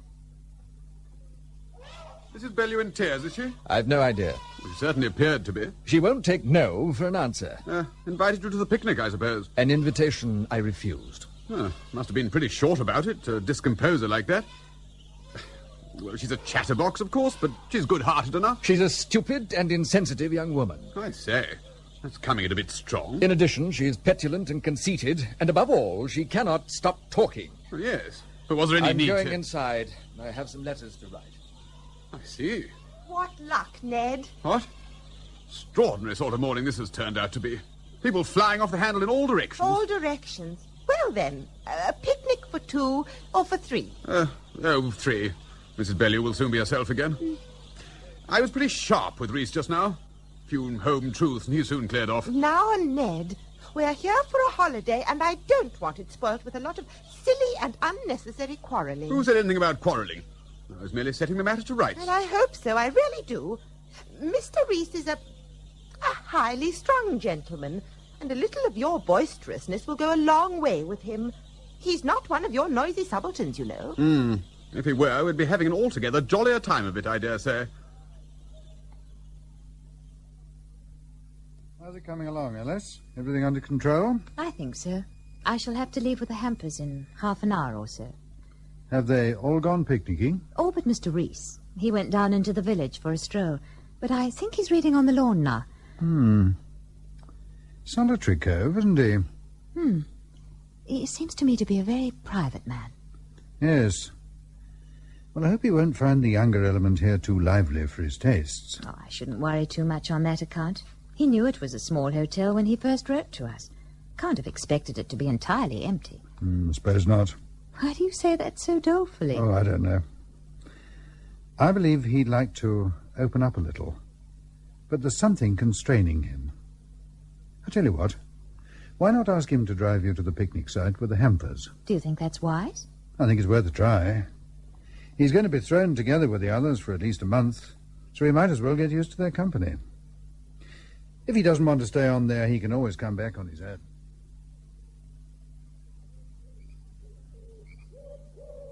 Hello?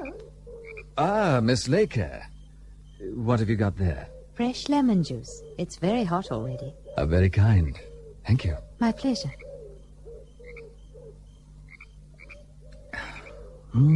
Good. Very good. Seal and Chandra have soft drink making to a fine art now. I should say so. What a view. What a magnificent view you have from here. It's also harmonious. It's what persuades us to stay on year after year. I can see that. Look here, why don't you sit down? Join me. For a short time. Thank you. That's it. Do you mind if I smoke this thing? Oh, please do. There's something very nostalgic about the smell of tobacco smoke up here. Nostalgic? For what? I don't know, really. England, I suppose. Saxon church, the village green, cricket in the afternoon, and old gentlemen puffing their pipes under the trees. Have you visited England, then? I gather that your father has never left India. Neither have I.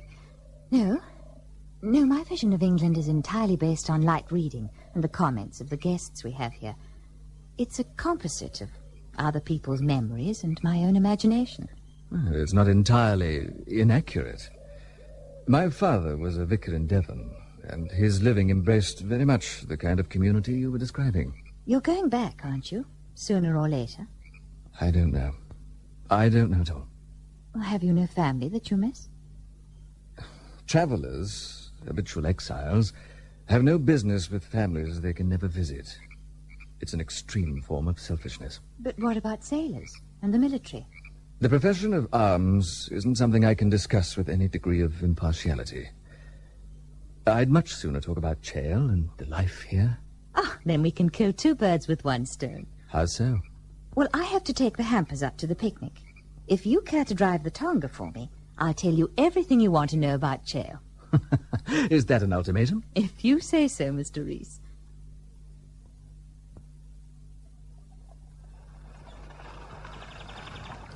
In the garden, you were talking of families.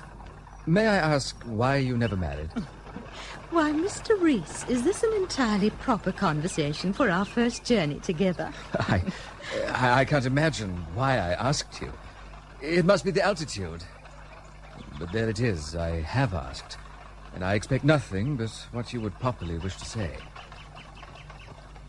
It's a longish story, but not, I suppose, an uncommon one in India. I became engaged in 1870 to a lieutenant in the Assam Light Infantry, the 42nd. Richard, like me, was born in India, and soldiering was in his blood. He took part the following year in a punitive expedition against the Lushai. You've probably never heard of them. I can't say I have. But if this is painful for you, I'd rather you didn't continue. It all happened such a long time ago, I'm capable of talking about it without embarrassing either of us. The Lushai Hills are in Manipur, close to the Burmese border. The expeditionary force went into the hills following a series of unpleasant outrages. Shortly after Christmas Day, Richard led a small force to recover a number of commissariat elephants that had been captured by the Lushai. No one returned. On New Year's Eve, a column went into the jungle to look for them. They were discovered, mutilated and scalped. Richard was 25. It was his first command. I'm sorry. Colonel made some agreeable noises about Richard's gallant and honourable death in the field. I found it difficult to forgive his noble lies. Richard had clearly died slowly and in great pain. Thereafter, I made up my mind to have nothing more to do with the officers of the Raj. They die too young and too frequently, for reasons quite beyond my comprehension.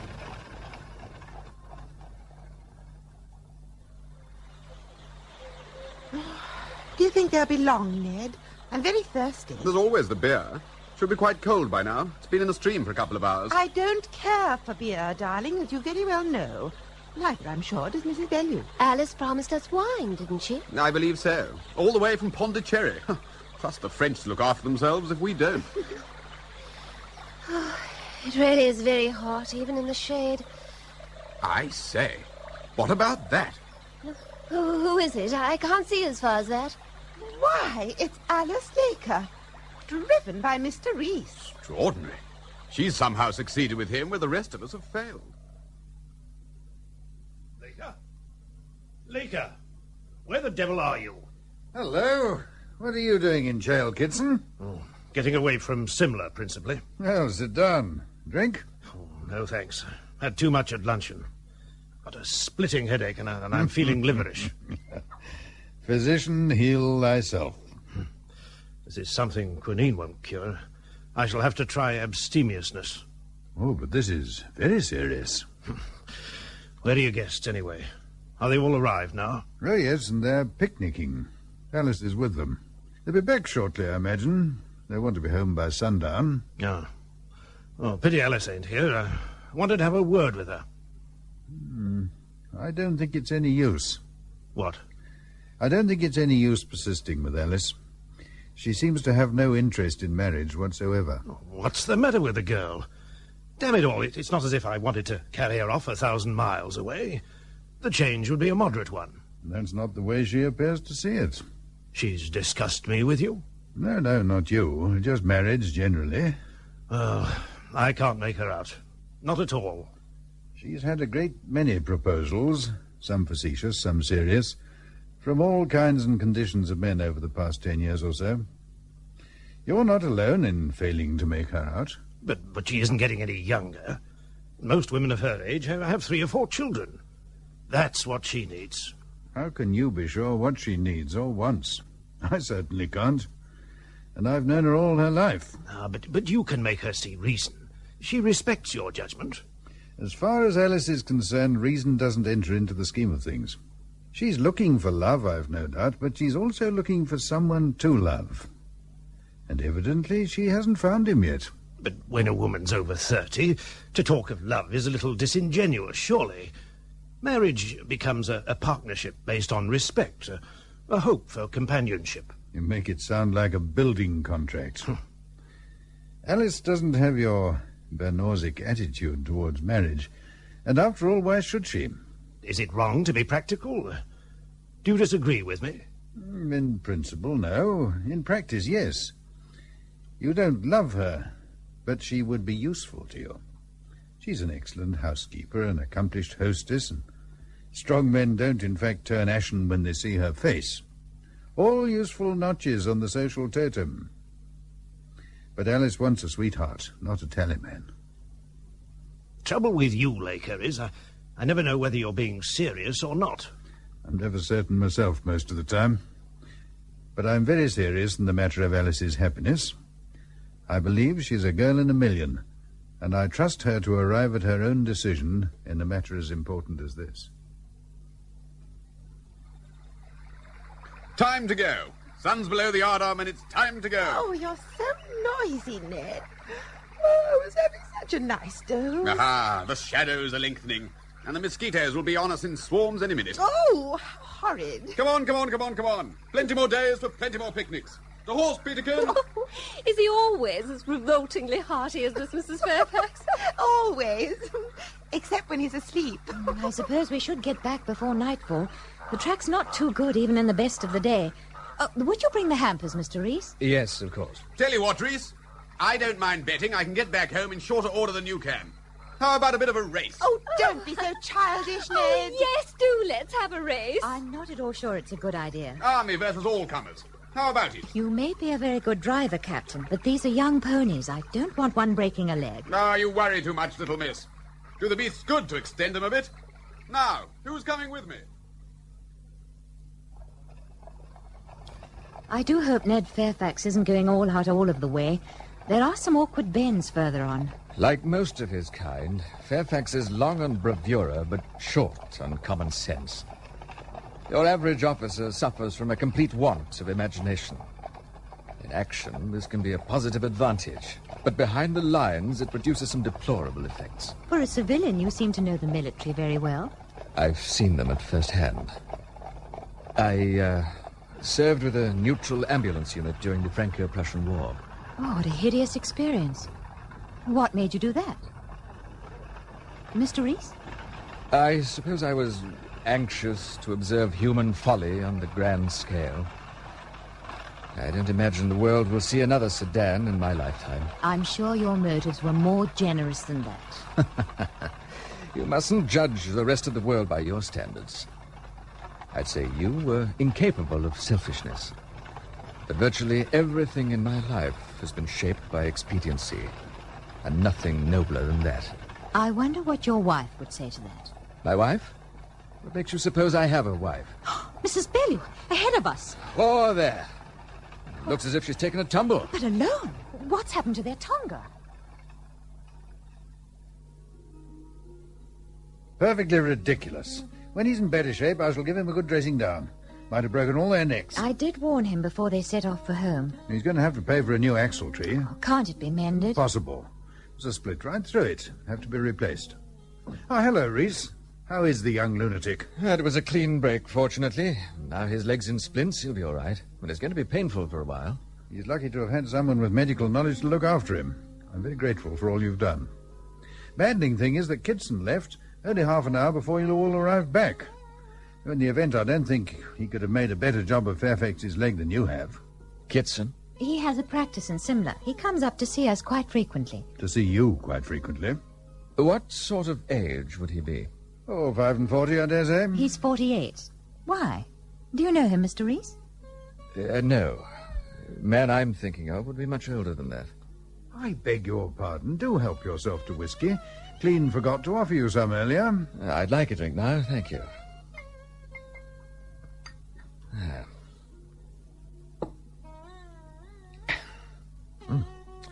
Is this locally distilled? Yes, not half bad, is it? It's excellent. Do you by any chance play backgammon? I have done. Why? I was hoping we might have a game or two. Run through all the available opposition many times over. Some other time, perhaps. When I finish my drink, I shall take a turn round the village. You like your exercise? I like Indian villages at night. It's the only time they're ever tranquil. I shall take Pan. You take Pan? Certainly. There's nothing better for the temper or the digestion. But your teeth aren't stained.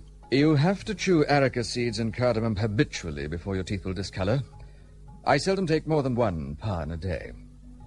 Until you've taken Pan with an Indian, you've neglected one of his most important social offerings.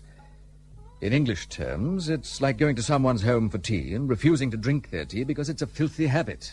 Dear me, I didn't realize the social significance of Pan. I've always thought of it as faintly degenerate. Forgive me, but you probably haven't thought about it at all. Wherever the Raj extends, the British merely follow British precedent. Tact and imagination remain words in a child's primer. I'll give you good evening. Unbelievably touchy chap he is. And all that rot about Pan. What does he think he's trying to prove? He's an awkward man in many ways. Very bitter sometimes.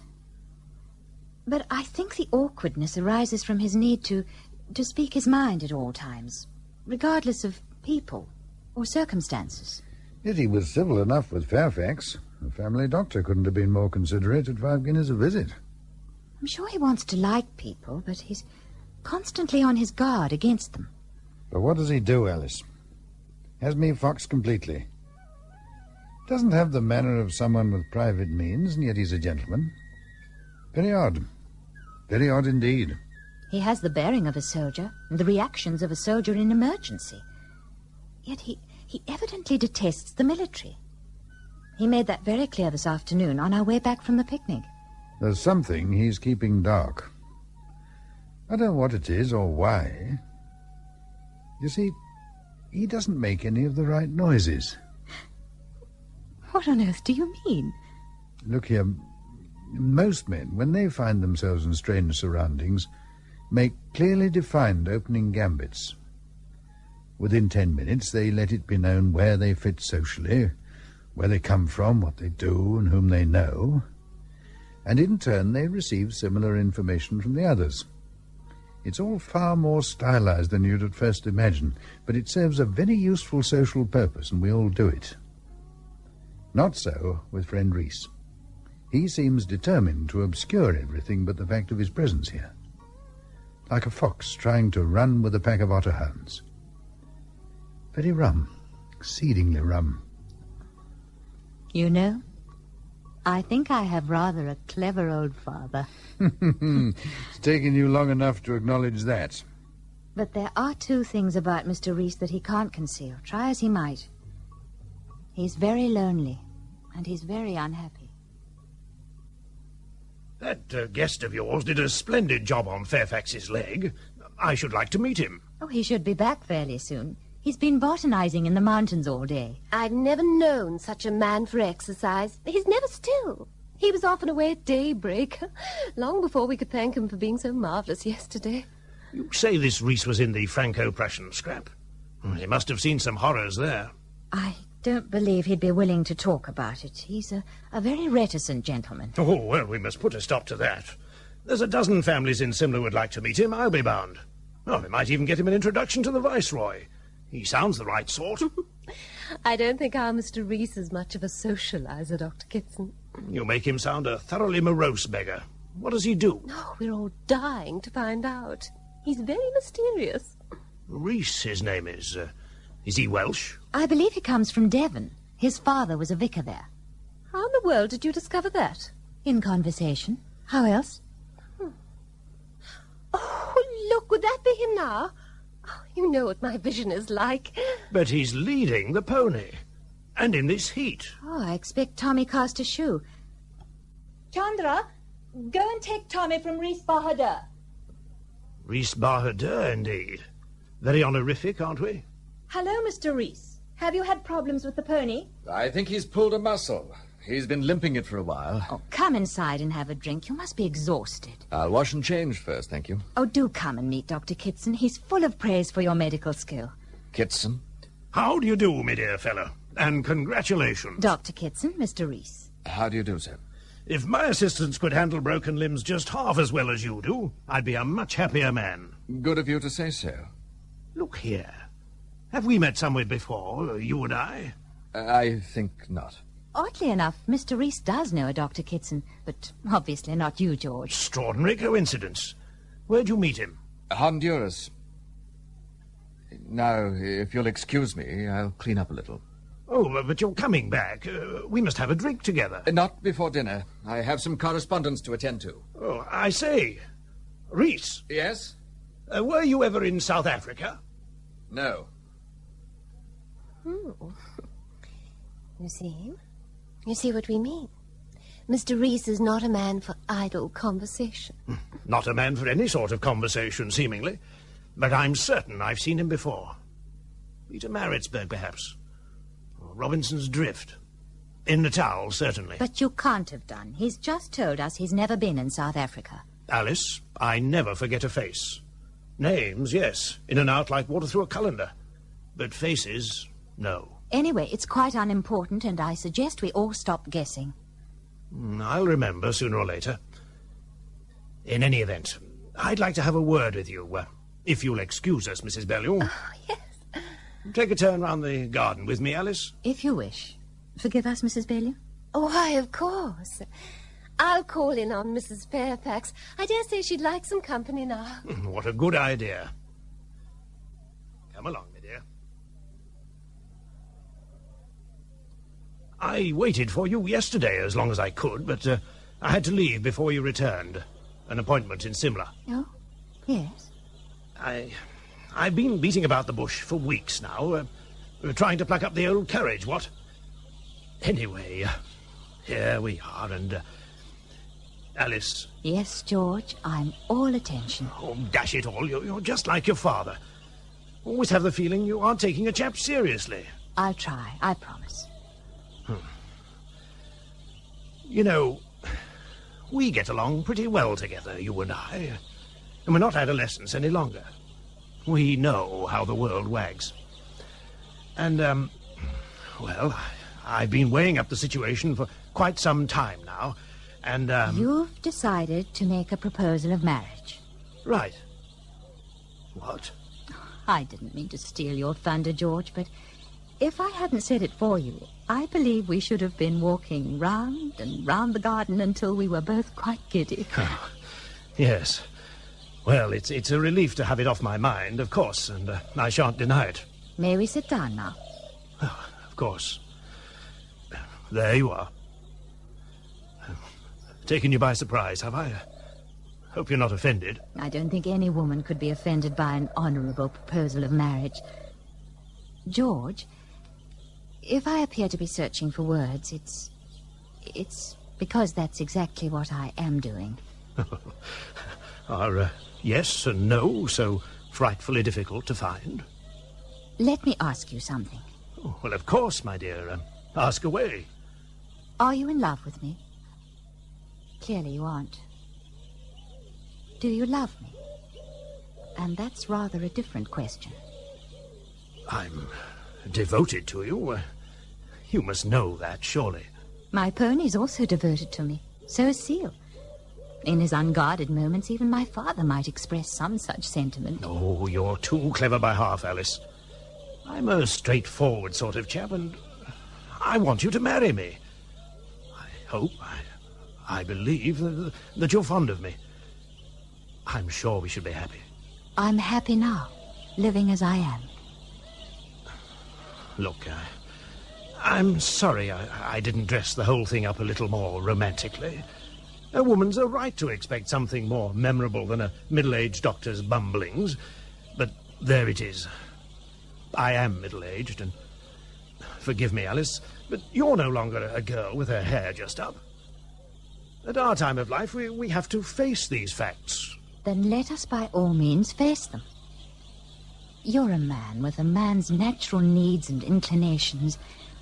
Were I to become your wife, you would expect the marriage to be consummated, would you not? Good God. These are the facts, my dear. You asked us to face them. For my part, I could not submit to the embrace unless I loved my husband and he loved me. There, now it's time to go inside. I must talk to Seal about dinner. Alice, there's someone else. Is it Reese? There's no one. No one at all.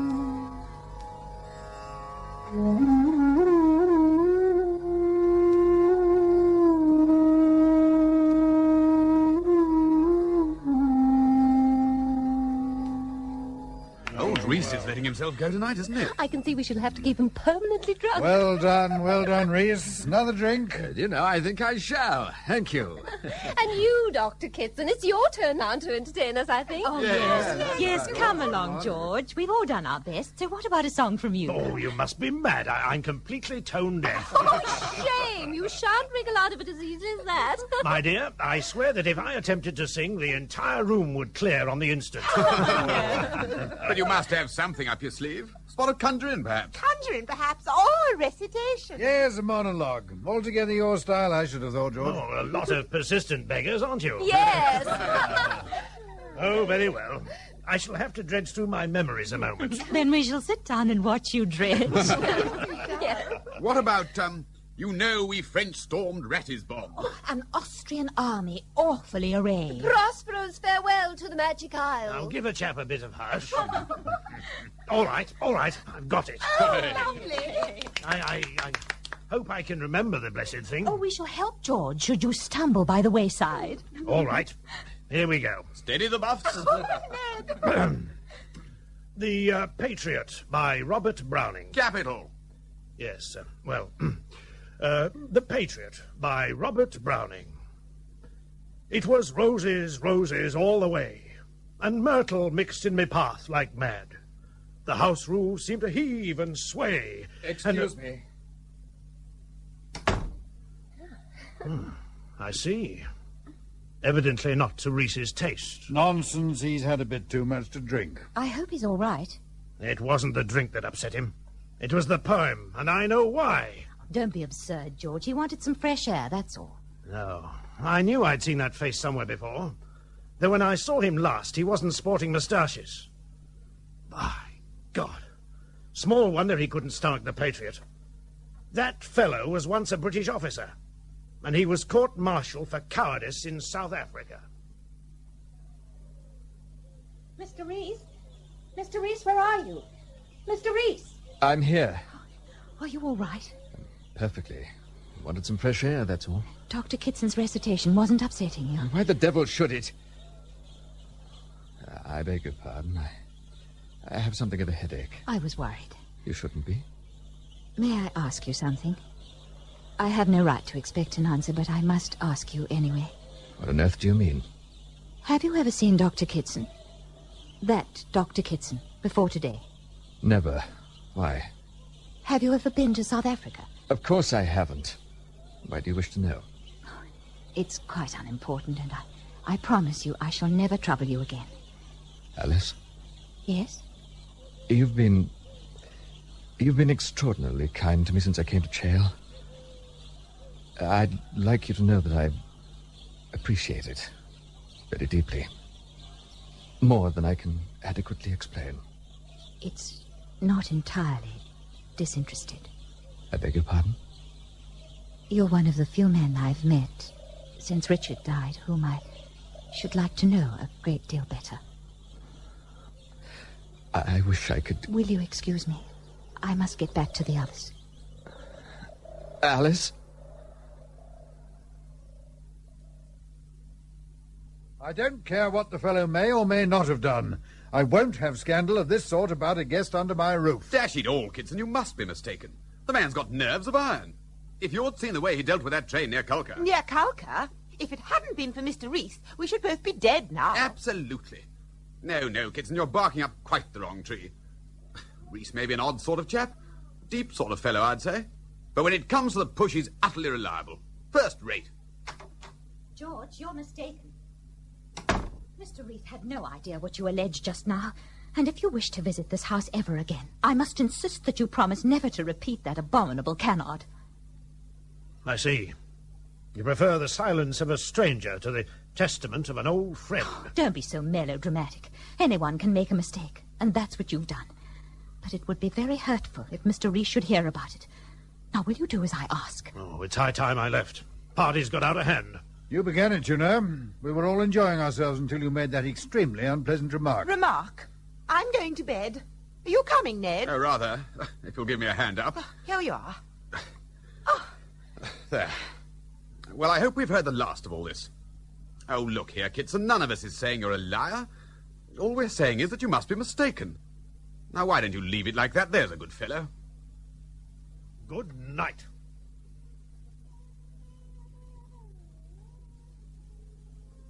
But that's beautiful. Absolutely charming. I should like you and Alice to have it. Oh, my dear fellow, we couldn't possibly accept it. But I insist. It would be ungracious of you to refuse a gift. Yes, but this samovar's a perfect beauty. You know, I'm terribly grateful. You've made me very comfortable here this past fortnight. You've shown me every courtesy and consideration. I don't know when I've enjoyed myself more. So please, take it and have done. It's extremely generous of you, and we shall treasure it. And use it, I hope. Alice will go over her head when she sees it. In fact, why don't you wrap it up again and give it to her yourself? You deserve to see the delight it'll give her. Oh, that sort of thing isn't much in my line. You show it to her when she returns. Where are you off to? What about a drink? I'll join you later, and thank you. Thank you, my dear chap.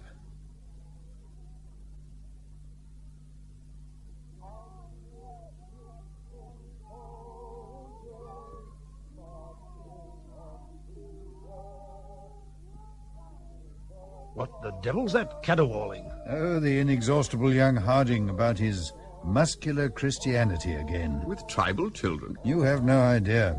He bribes them with lollipops and illustrated tracts from Genesis. But what do their parents make of He it? bribes them too.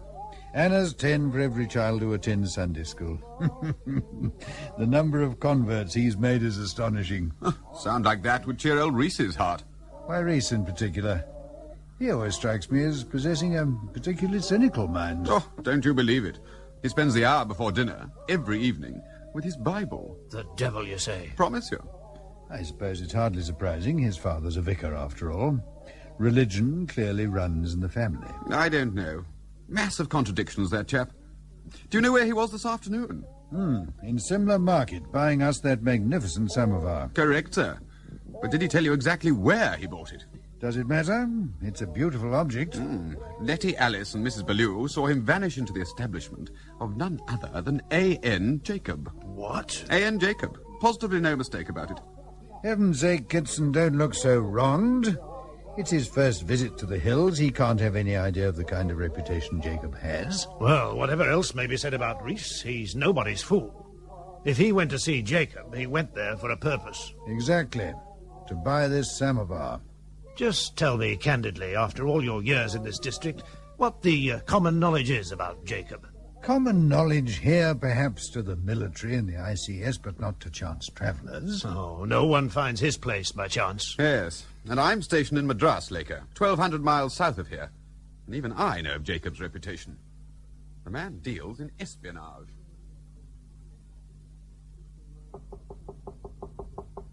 Come in. Oh, dear. I hope I'm not disturbing you. What can I do for you, Mrs. Bellew? The clasp on one of my trunks is jammed. I was wondering if you could release it for me. If I... Oh, I would ask one of the chowkidars, but you know how careless they are with things. I see. Well, I'll take a look at it, but I can't promise anything. Thank you. I'm sure you'll manage beautifully. Do come through.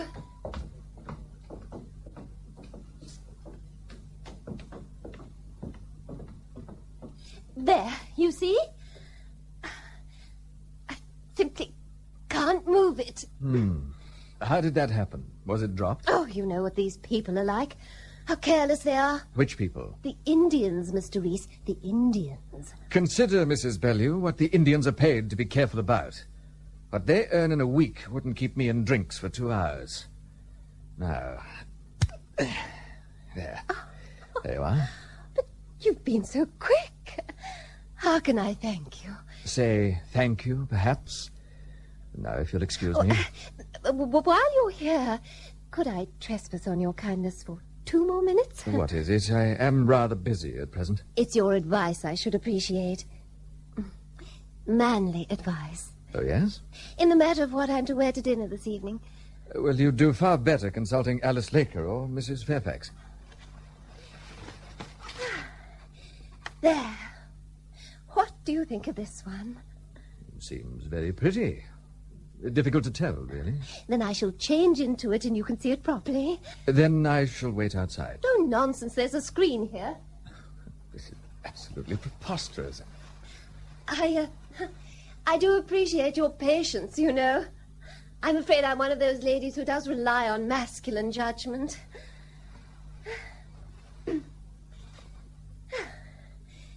There. What do you think?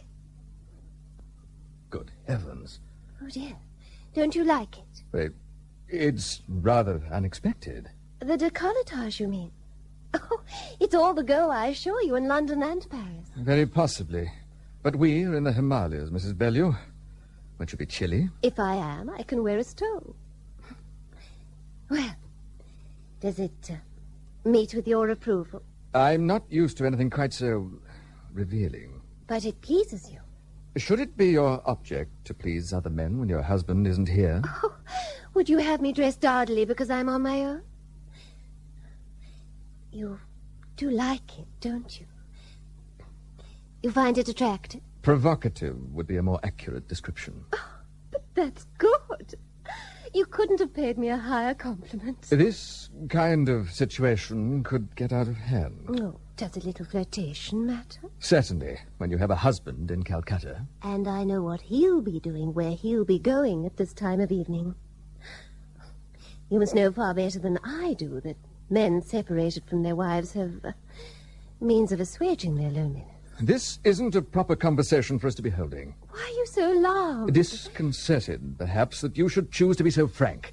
But you're no stranger to this sort of conversation, are you? The only sin, Mr. Reese, is to be caught. This is harlot's talk. Perhaps. But you're fascinated. I don't believe the lowest drab who ever followed the drum would betray her lover as lightly as you're offering to betray your husband. How dare you? Adultery is a crime against God and man. If you possess so little continence, then I advise you to return to Calcutta immediately. You are contemptible!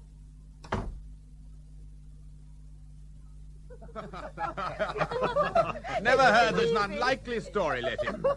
But Reese, I gather you had something of an adventure as well in Simla today. Adventure? Shopping in the mall. Didn't you visit the mysterious Mr. Jacob? That's what he was called. Antiquarian chap. In a benevolent mood, I suppose you might call him that. There are other less harmonious reports about A.N. Jacob. Oh. Because he's a half-caste, or looks like one? His parentage has nothing to do with it. He's widely regarded as being a spy, for the largest bidder, to be sure, but notably for Russia. And in certain parts of Germany, William Shakespeare is widely regarded as being of Teutonic origin. What does that prove? I'm afraid one can't be too facetious about old Jacob. Fellow has an appalling reputation. With whom? Oh, generally. Oh, come now. What does that really mean? Anyone who trades between Simla and Tashkent can barter news as well as goods. It's been going on for thousands of years. Know Simla well, do you? On intimate terms with the officers of military intelligence? Have you personal knowledge of this Jacob? Damn it, of course I haven't. And would you pronounce a medical opinion upon a patient you'd never examined?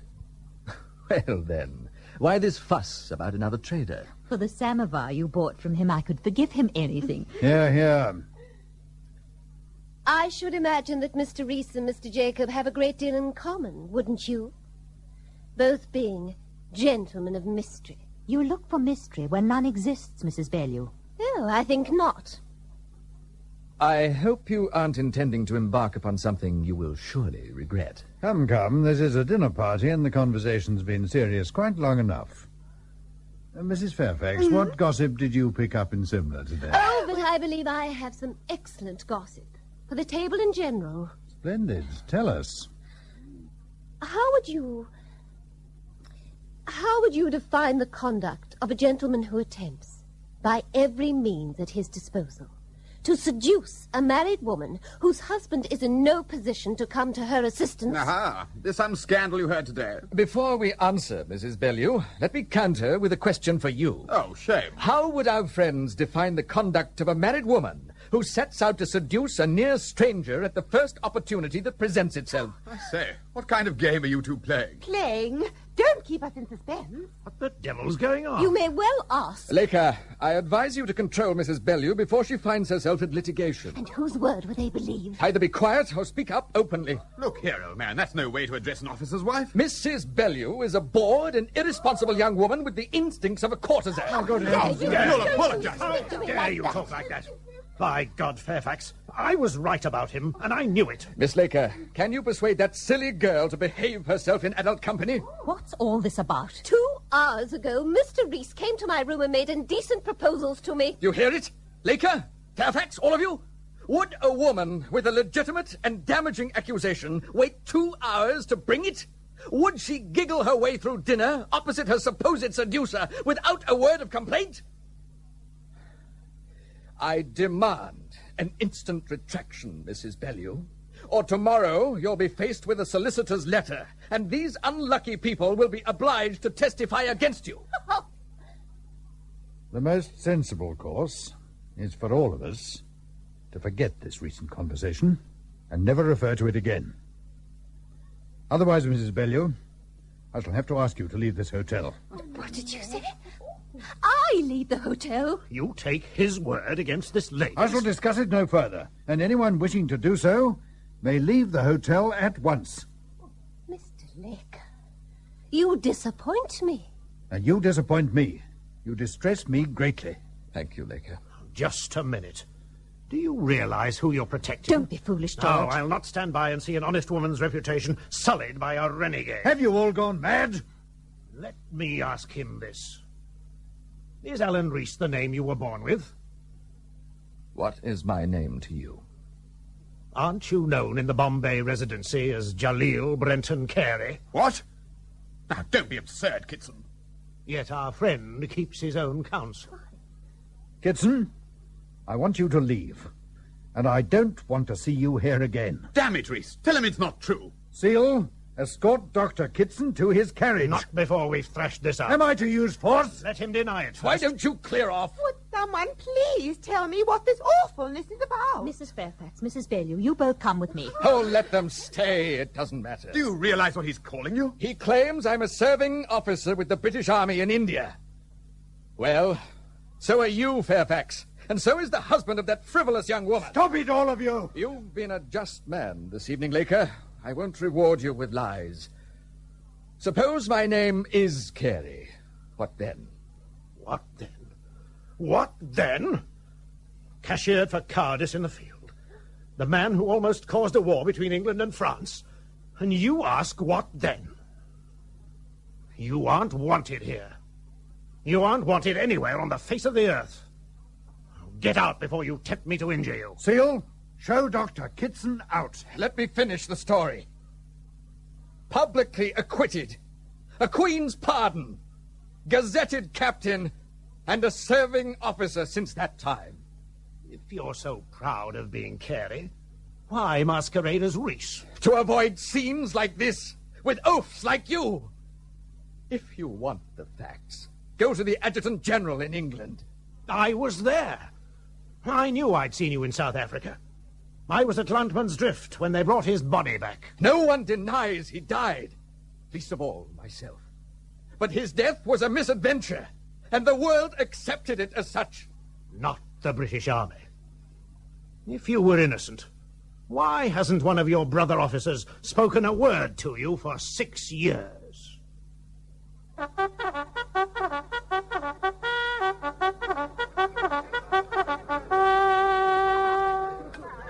Lieutenant Carey, sir. Yes, Trooper, what is it? Colonel Harrison presents his compliments, sir, and would you report to him as soon as possible? Ah, Carey, good morning. Good morning, sir. We have a problem. Sir? In the person of the Prince Imperial. Louis Napoleon? The young beggar's in South Africa. Well, what's he doing here? It's preposterous. That's what we've all been saying from Lord Chelmsford downwards. I gather the Prince was bored with Woolwich, and when he heard we were on the move in Natal, he decided to come to the sharp end. The French are appalled, but the Prince wooed Queen Victoria, who spoke to Mr. Disraeli, who had a word with the Duke of Cambridge, who apologized to Chelmsford and said that was that. And out the boy came. He's in Pretoria at the moment, but he's anxious to accompany the punitive expedition into Zululand. As a serving officer? Well, absolutely not. As an observer only. The French are being sufficiently touchy about his presence with the field force as it is. However, Lord Chelmsford has seen fit to send the young man to us for a while, on the express condition that he's not allowed anywhere near an area of hazard. So, someone's going to have to hold his little French hand. Someone? Commandant Bettington, in fact, and yourself. Well, you speak the lingo, Carey, after all. Very good, sir. It's far from good. The Prince couldn't have arrived at a more inconvenient time. Clearly, the Prince will have to come with us, but we must ensure he's kept out of harm's way. However much he yearns for glory. Damn it, he's the last of his line. If anything should happen to him, the Napoleonic dynasty is finished. And there's still sufficient of a royalist faction in France to create the most appalling havoc should he die whilst he's on a British campaign. Nevertheless, it's evidently Her Majesty's personal wish that the boy should be here, so we shall have to make the best of an impossible situation.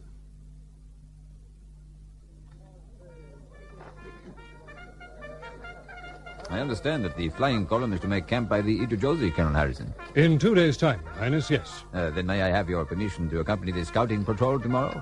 Carey, you've covered most of that terrain already. What do you think? Well, the ridge between the Tombagella and the Idrijosi has been reported clear of Zulus, sir. In any event, the Prince would certainly be within sight of the 2nd Division and the flying column lagers. And there'll be at least half a dozen vedettes crossing the entire area during the course of the day. If you like, I can accompany His Highness. Now look, Prince Louis. If you go off junketing tomorrow with this officer, you must take a proper escort. A proper escort. Understood? Of course, sir. Commandant Beddington's troopers? Half a dozen, yes. The same number from the Edendale contingent. They're locals. They can winkle out your Zulu at half a mile. Very good, sir.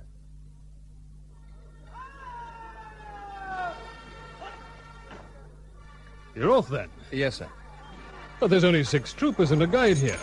Where are the Edendale men? Oh, only a few miles in the rear, Colonel. They should overtake us before noon. See that they do. Taking your dog with you? Yes, he likes the exercise. Dog on patrol. Well, off you go, then. And, Highness. Sir? Look after yourself. And don't get shot. Oh, Carey will take very good care that nothing happens to me.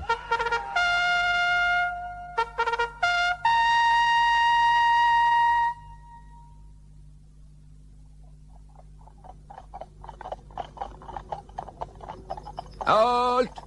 What is it, sir? Down there. That car looks deserted. It might make a suitable site for the flying column encampment tomorrow. I think we should investigate it. If we leave the ridge and go down there, we shall be out of sight of Wood's vedettes. But there is no danger. You can see for yourself, Carey. There is no sign of life whatsoever. Apart from the dogs, perhaps. But once we're down there, we shall have restricted visibility. I mean, look at that tambuti grass. It surrounds the kraal on 3 sides. Now, I don't think this is the spot for us. But a very small party, and we should offer a tempting target. For whom? My dear Carey, for whom? We have not seen a single Zulu all morning. No, they'll be lagering well beyond the Ichochotsi. Anyway, I want some coffee. We can soon have a fire going in that cattle pen. Corporal Grubb, off-saddle the horses and knee-halter them. Letok, you and Abel might get a fire going. Use some of that thatch. The place is obviously abandoned. Very good, sir. Rogers and Willis can fetch some water from the river. Enough for the horses, if you please. Understood, sir. Hello? What's this? Sugar cane, sir. Yes. Been chewed fairly recently. See if the guide can tell us how recently. Oh, you're being overcautious. We had the place in sight the entire 3 hours it took us to come down from the ridge. And we've seen no activity whatsoever. Look at these ashes, sir. The guide says the fire must have been lit about dawn today. All right, Corporal. I'm not happy about this sight, Your Highness. I think we should move off at once. But we have only just arrived. And it's a convenient place to finish the sketches. If you insist. But I'm not at all happy. Well, then, I insist. Lieutenant Carey, sir. What is it? The guide says he spotted a Zulu on that rise yonder, sir. Just the one? So he says, sir. There could be more behind. Saddle up at once. Sir. All right, lads. Saddle up. Come on, quick if you like. You suppose we're in for a little excitement, Carey? I hope not. We're much too lightly armed. Cochrane, tighten that girth. Sir. And all of you, check your carbines.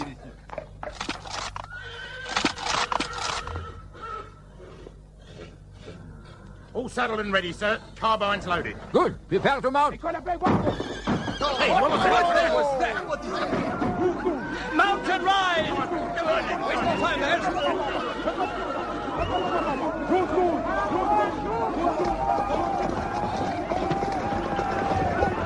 Bear to the left, across the ravine.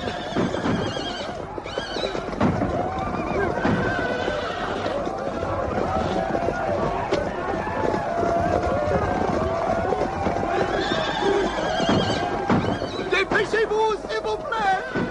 Votre Altesse!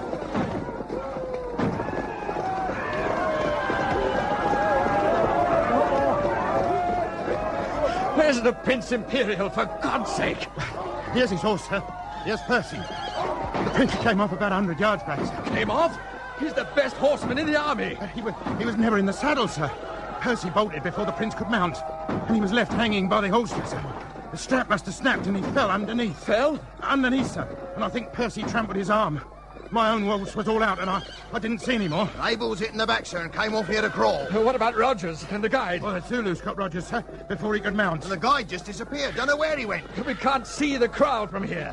What are our weapons? I lost my carbine, sir, in the dash. Willis, Letok, Cochrane, you have yours? Oh, yes, sir. And I have my revolver and the sword. This is madness. How many would we say were in the ambush party? About 40, sir. 50, sir, I'd say. I'd have guessed over 40. And most of them have muskets and assegais. Yes, sir. If we mount a search now, we're outgunned very heavily. I'm afraid, I'm desperately afraid, that we must assume our companions are dead.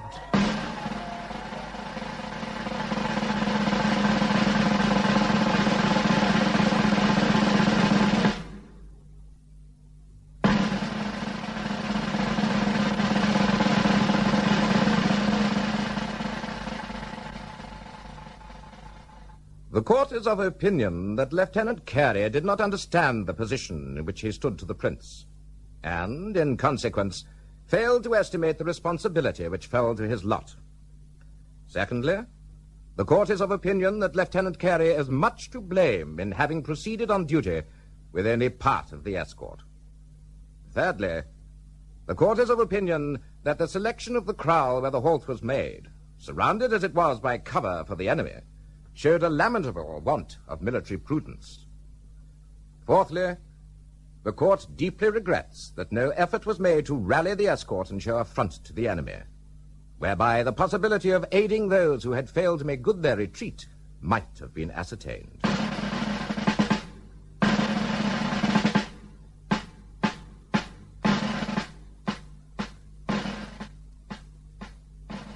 Lieutenant Jalil Brenton Carey. This court-martial finds you guilty of misbehavior in the face of the enemy.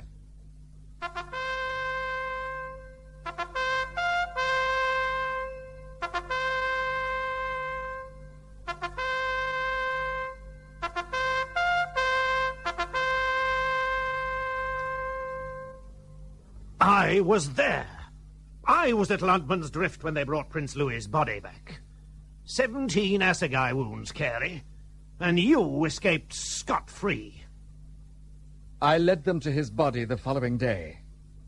Do you imagine I shall forget it as long as I live? But if I had returned immediately, with 5 men only, we should all have been slaughtered. And to what purpose? I had a duty to the living greater than my duty to the dead. Chelmsford thought otherwise. Chelmsford cashiered you and sent you back to England. Lord Chelmsford also stated at the court-martial that I was not deficient in personal bravery. He had no wish to make me the scapegoat for a national catastrophe, which is what the court-martial had attempted. And I was exonerated by the British public and the British press. The Adjutant General himself ruled that the charge against me was not sustained by the evidence. Her Majesty did not confirm its proceedings, and I was relieved of all consequences of the trial. My captaincy was ratified, and I returned to my regiment. Which has disowned you from that day to this. Good God. You've been ostracized for 6 years. Oh, the army knows how to deal with its own. You call that hideous silence just and honorable? 6 years of hatred and contempt? You recognize that you're morally culpable, or you'd never have come here under an assumed name. Is that the action of an innocent man? I crave normality. A few weeks passed in a society where I could be allowed to forget Louis Napoleon and the 6 years of hate that have followed his death. Here, at last, I was treated as a human being, and not some outrageous spectacle. Congratulations, Kitson, on restoring the natural balance.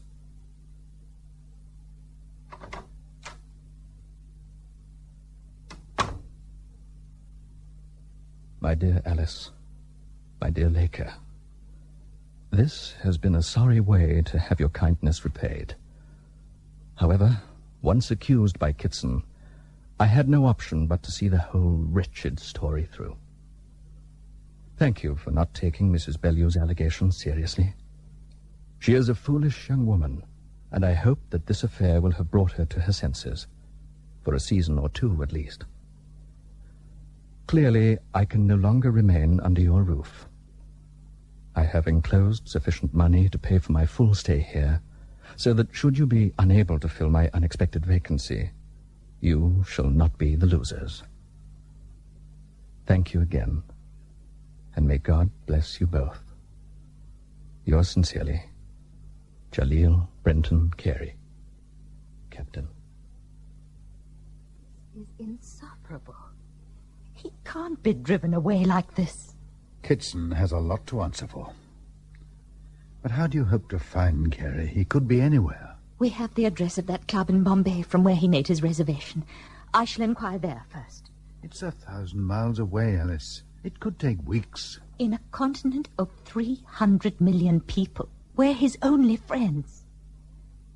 Who knows what he might have decided if George's viciousness hadn't driven him to desperation. Be very careful, darling, and think before you act. Are you in love with him, or with his predicament? I don't know. I don't know. All I know is that after 6 years of cruelty and neglect, he began to trust us.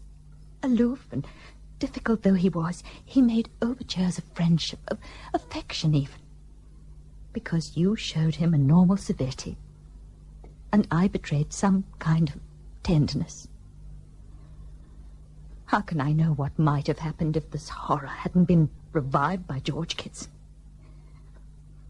But unless I see him again and talk to him without all these barbaric reservations that our society insists on imposing, I shall never know whether I love him or pity him or need him. I'm sorry, ma'am, but you must be mistaken. Captain Carey is not a member of this club, nor of any other club in Bombay, to the best of my knowledge. But you must know where his lines are, in which cantonment he's to be found. This is the officers' club, surely. We know nothing of Captain Carey here. You wish to know nothing. Thousands of officers pass through here every year. Can I be expected to recollect details of every one, ma'am? But you know of Captain Carey. You'd better inquire of the military attaché at the residency. You've come the deuce of a way, Miss Laker. May I offer you some refreshment? All I require, sir, is the address of Captain Carey. Carey? Yes. Do you see, Carey don't live within the cantonment.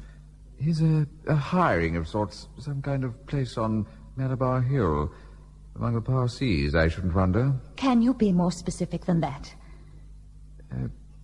Would you think me frightfully odd if I asked what the nature of your interest in Captain Carey might be? I'm a friend of his, and I wish to visit him. A friend? The deuce, you say? Please, kindly, Ma'am Saab, do not enter the house.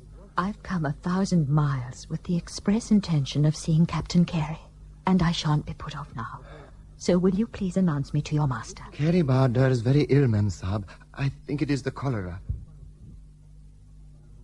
I don't know. I don't know what it is. I no longer greatly care. How can this be? You were one of the fittest men I've ever known, and look at you now. I can't entirely recall by what means I returned to Bombay. There were dark bungalows and travellers' tents, a camel caravan, and many villages.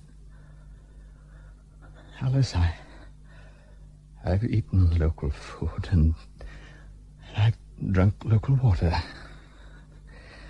Now it's having its effect. You're dying because you want to die, not because you have to. There's an end to running.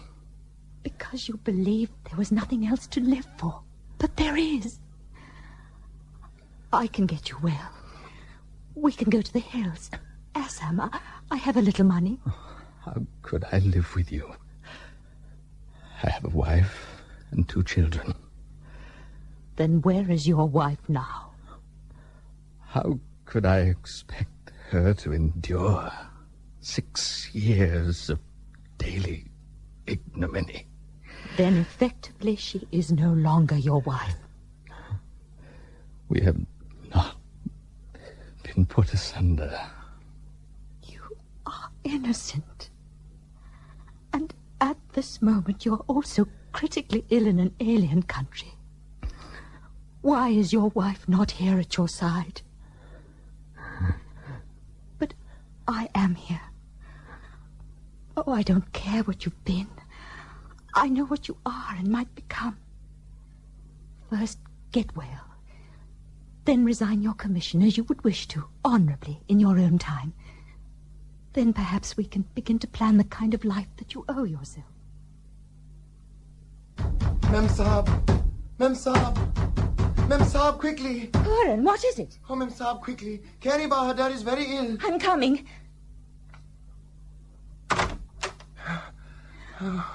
Puran, Lord, stop wringing your hands and listen to me. Haji. Now, go to the Wellington lines and fetch Surgeon Major Nichols. Huh? Major Nichols. You understand? Dr. Saab Nichols. Tell him it's urgent. The man has cholera. He should be in isolation. He's been in isolation for 6 years, Major. You should know that better than I. Why did you choose this filthy place in which to live? Swarming with bugs and cockroaches. Because there was nowhere for him amongst his own kind. Now, will you please attend to him? He's a serving officer and has a right to your help. Nothing I can do, ma'am. He's dehydrated beyond belief. The kidneys are damaged irreparably. You're closing the account just like that. What's that? Will you wait a moment outside? I want to speak to Captain Carey. Look, it's useless and dangerous. The man's dying and he's babbling. It makes no sense at all. Please wait outside.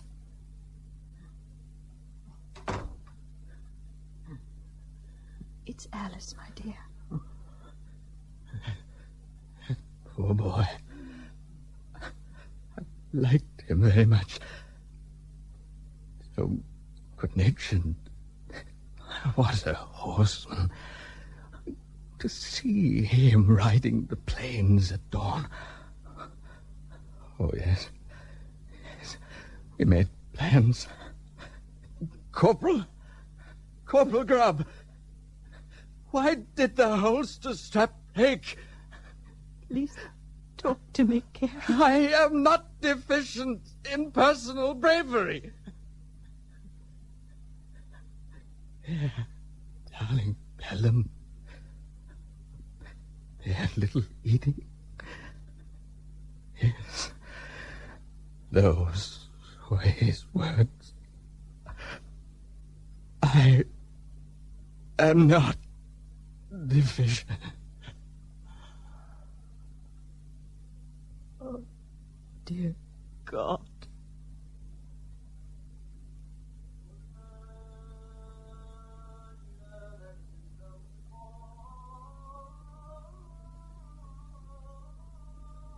Your master is dead, brother-in-law. Go on, Hetty. I warned you it wouldn't be long. Well, ma'am, the orderlies will be here sometime after 9 to collect the body. This place will have to be disinfected. Where will the captain be buried? No idea. It's up to the commanding officer. It means nothing to you, does it? Now, look here, ma'am.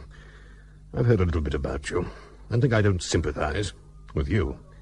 Come all this way, live in this squalor. To what purpose? A fine young woman reduced to this expediency? And for what? Is that your obituary?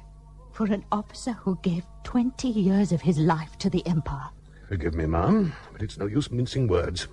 The world knows what Carey was. An embarrassment and a disgrace to his profession and his country. He should have taken the manly way out 6 years ago. I shall remember you and what you have said. And I hope that when you die, one of your fellow countrymen will not be there to say the same of you.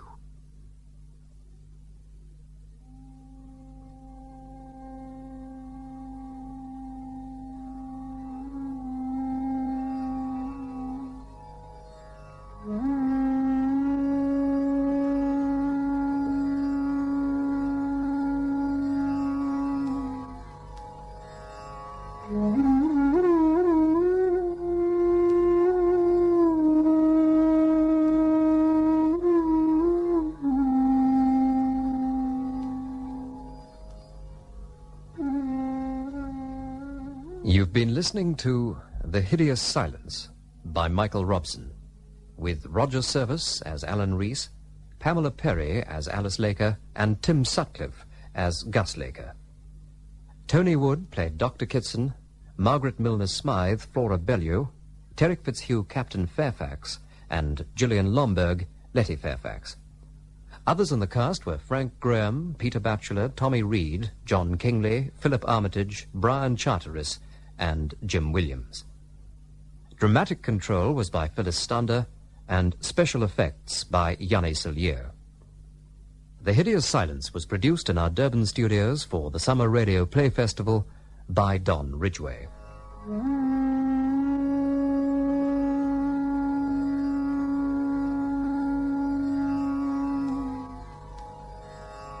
Mm-hmm.